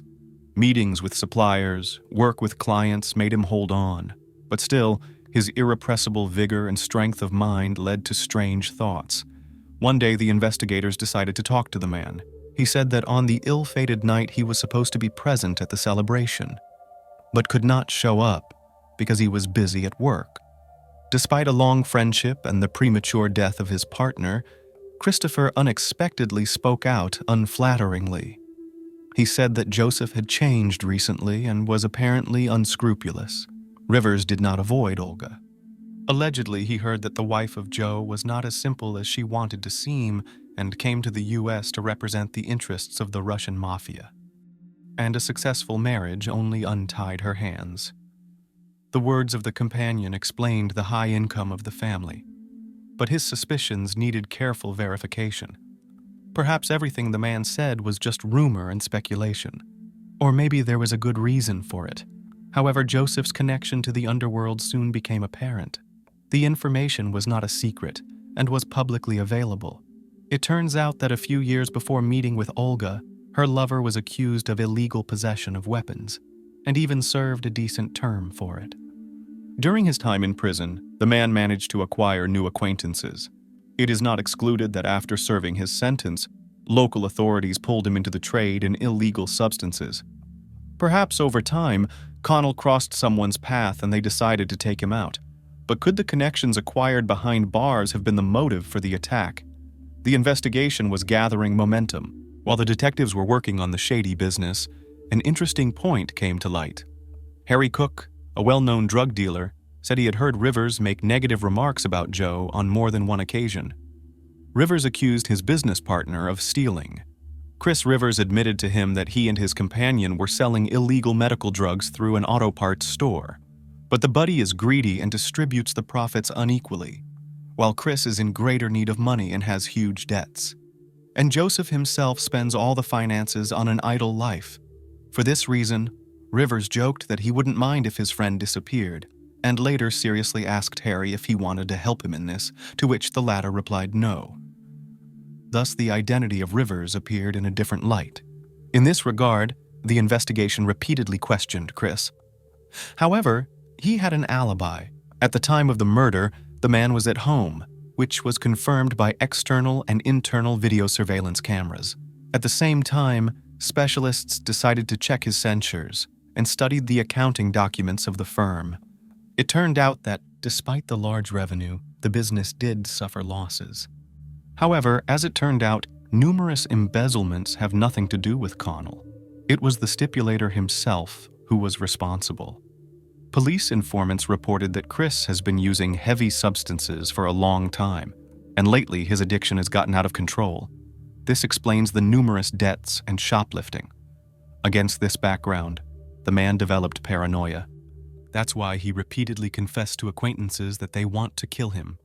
In addition, it became known that he was personally involved in the sale of steroids, and Joe blindly believed his comrade and was in the dark about what was happening in front of his nose. In addition, Joe's attention turned to the new relationship. This information became known thanks to the information of a mysterious informant, a sick mind. Detectives came upon the man after examining Rivers' phone records. He was known to make a lot of phone calls on the night of September 23rd. Despite being at home at the time of the crime, his phone did not go silent. All calls were subsequently cleared from the device, but experts had no trouble reconstructing the story. Most of the calls belonged to Joshua, a former FBI informant. When police contacted Joshua, he admitted that he often used Rivers' services. One day, Chris Rivers made him a tempting offer, $65,000 for his companion's head. The big money undoubtedly attracted the man. However, Joshua did not want to participate in the case directly and found other hitmen. To this end, he turned to Dominic Benson and Aaron Thompson. Mercenaries cost him $5,000, which he received from the customer as an advance payment. Eventually, the confusing crime picture came to light. The best friend had sentenced his buddy and his spouse to a sad end. Was the motive behind the crime a grudge and a desire for sole ownership of a shared business? No, it was the $1 million that one of the partners was entitled to as an insurance payout. It turned out that long before the appearance of Olga, the former partners had secured the business and insured their lives. In the event of the death of one of them, the other received the amount to pay off the mortgage on the machine shop. If Joe died, the amount received would be enough to pay off all of Chris's debts. But here's the problem. His partner got married, and all payments were due to the legal spouse. So Rivers decided to take out two of them at once. The conversation that took place between the organizer and his accomplice on the night of the crime indirectly confirmed this. Although the communications between the men were encrypted, it was obvious that Rivers was concerned about the success of the operation. To better analyze the communication between the two men, detectives seized phones from the four suspects. Thanks to the mobile devices, their movements on the night of the crime were recorded. Dominic and Aaron were at that moment near the house of the young couple Connell. Curiously, the video footage that confirmed Chris's alibi played against him. The cameras show that the man is nervous and does not let the phone out of his hands. After detectives reached out to Joshua, he didn't put up a fight and surrendered to authorities. To mitigate his punishment, during the interrogation, the man agreed to a deal with the investigation and testified against the customer. Thus, Christopher came up with a cunning plan. He wanted to use the quarrel between his brother and sister to frame Kelly. During the investigation, it was proved that the robbery at the Connell house was the next stage of the criminal plot. Following Christopher's instructions, Joshua broke into the couple's home and burglarized it. However, the head of the target was a controversial family heirloom, a diamond ring. Coincidentally, Olga was wearing it that day. If the plan had succeeded, the investigation would have followed a false trail and blamed everything on Joe's sister. But this was not enough for Rivers, and after the crime, he tried to blacken the name of his friend. As it turned out later, the death of Joe and his lover was the result of a cold-blooded and carefully planned crime for money, justice. In 2014, Chris Rivers was indicted on several charges. He was charged with 2 counts of first-degree murder, 2 counts of possession of a firearm during the commission of a felony, as well as conspiracy in the first degree and solicitation of a felony in the first degree. His co-defendants were also tried. The trials took place separately but parallel to each other. During the trial, it was proven that Aaron Thompson was the one who held the weapon. He was therefore found guilty of 2 counts of first-degree murder, 2 counts of possession of a firearm during the commission of a felony, and first-degree conspiracy. The felon received 2 life sentences and plus 45 years. His buddy Dominic Benson was acquitted on the felony charge because he changed his mind about shooting at the last minute. Therefore, for first-degree conspiracy and aiding and abetting criminals, he received only 5 years in prison. Thanks to his active cooperation with the police for the murder conspiracy, Joshua got the same sentence. As for the main instigator of the crime, Chris Rivers, he was found guilty on all charges and sentenced to 2 life sentences plus 50 years. "We can forgive another person anything but success," goes the famous saying. Despite his young age, Joseph was a remarkable man. He built a business, found the love of his life, except that he was not left with the opportunity to enjoy happiness. Together, the couple could reach new heights, build a strong family, and have heirs. However, the thirst for profit and the dislike of his partner made irreparable adjustments to their measured life. Money, one of the old and common motives for crime. Christopher's pernicious addiction and greed ruined several lives. During his years in prison, the convict will surely be cured of his pernicious addiction to substances. But will he be able to stifle the guilt that is supposed to come with time? Unknown. Or maybe in his case, the voice of conscience will never be heard. After all, not everyone dares to spend the rest of his life in a constant struggle with himself.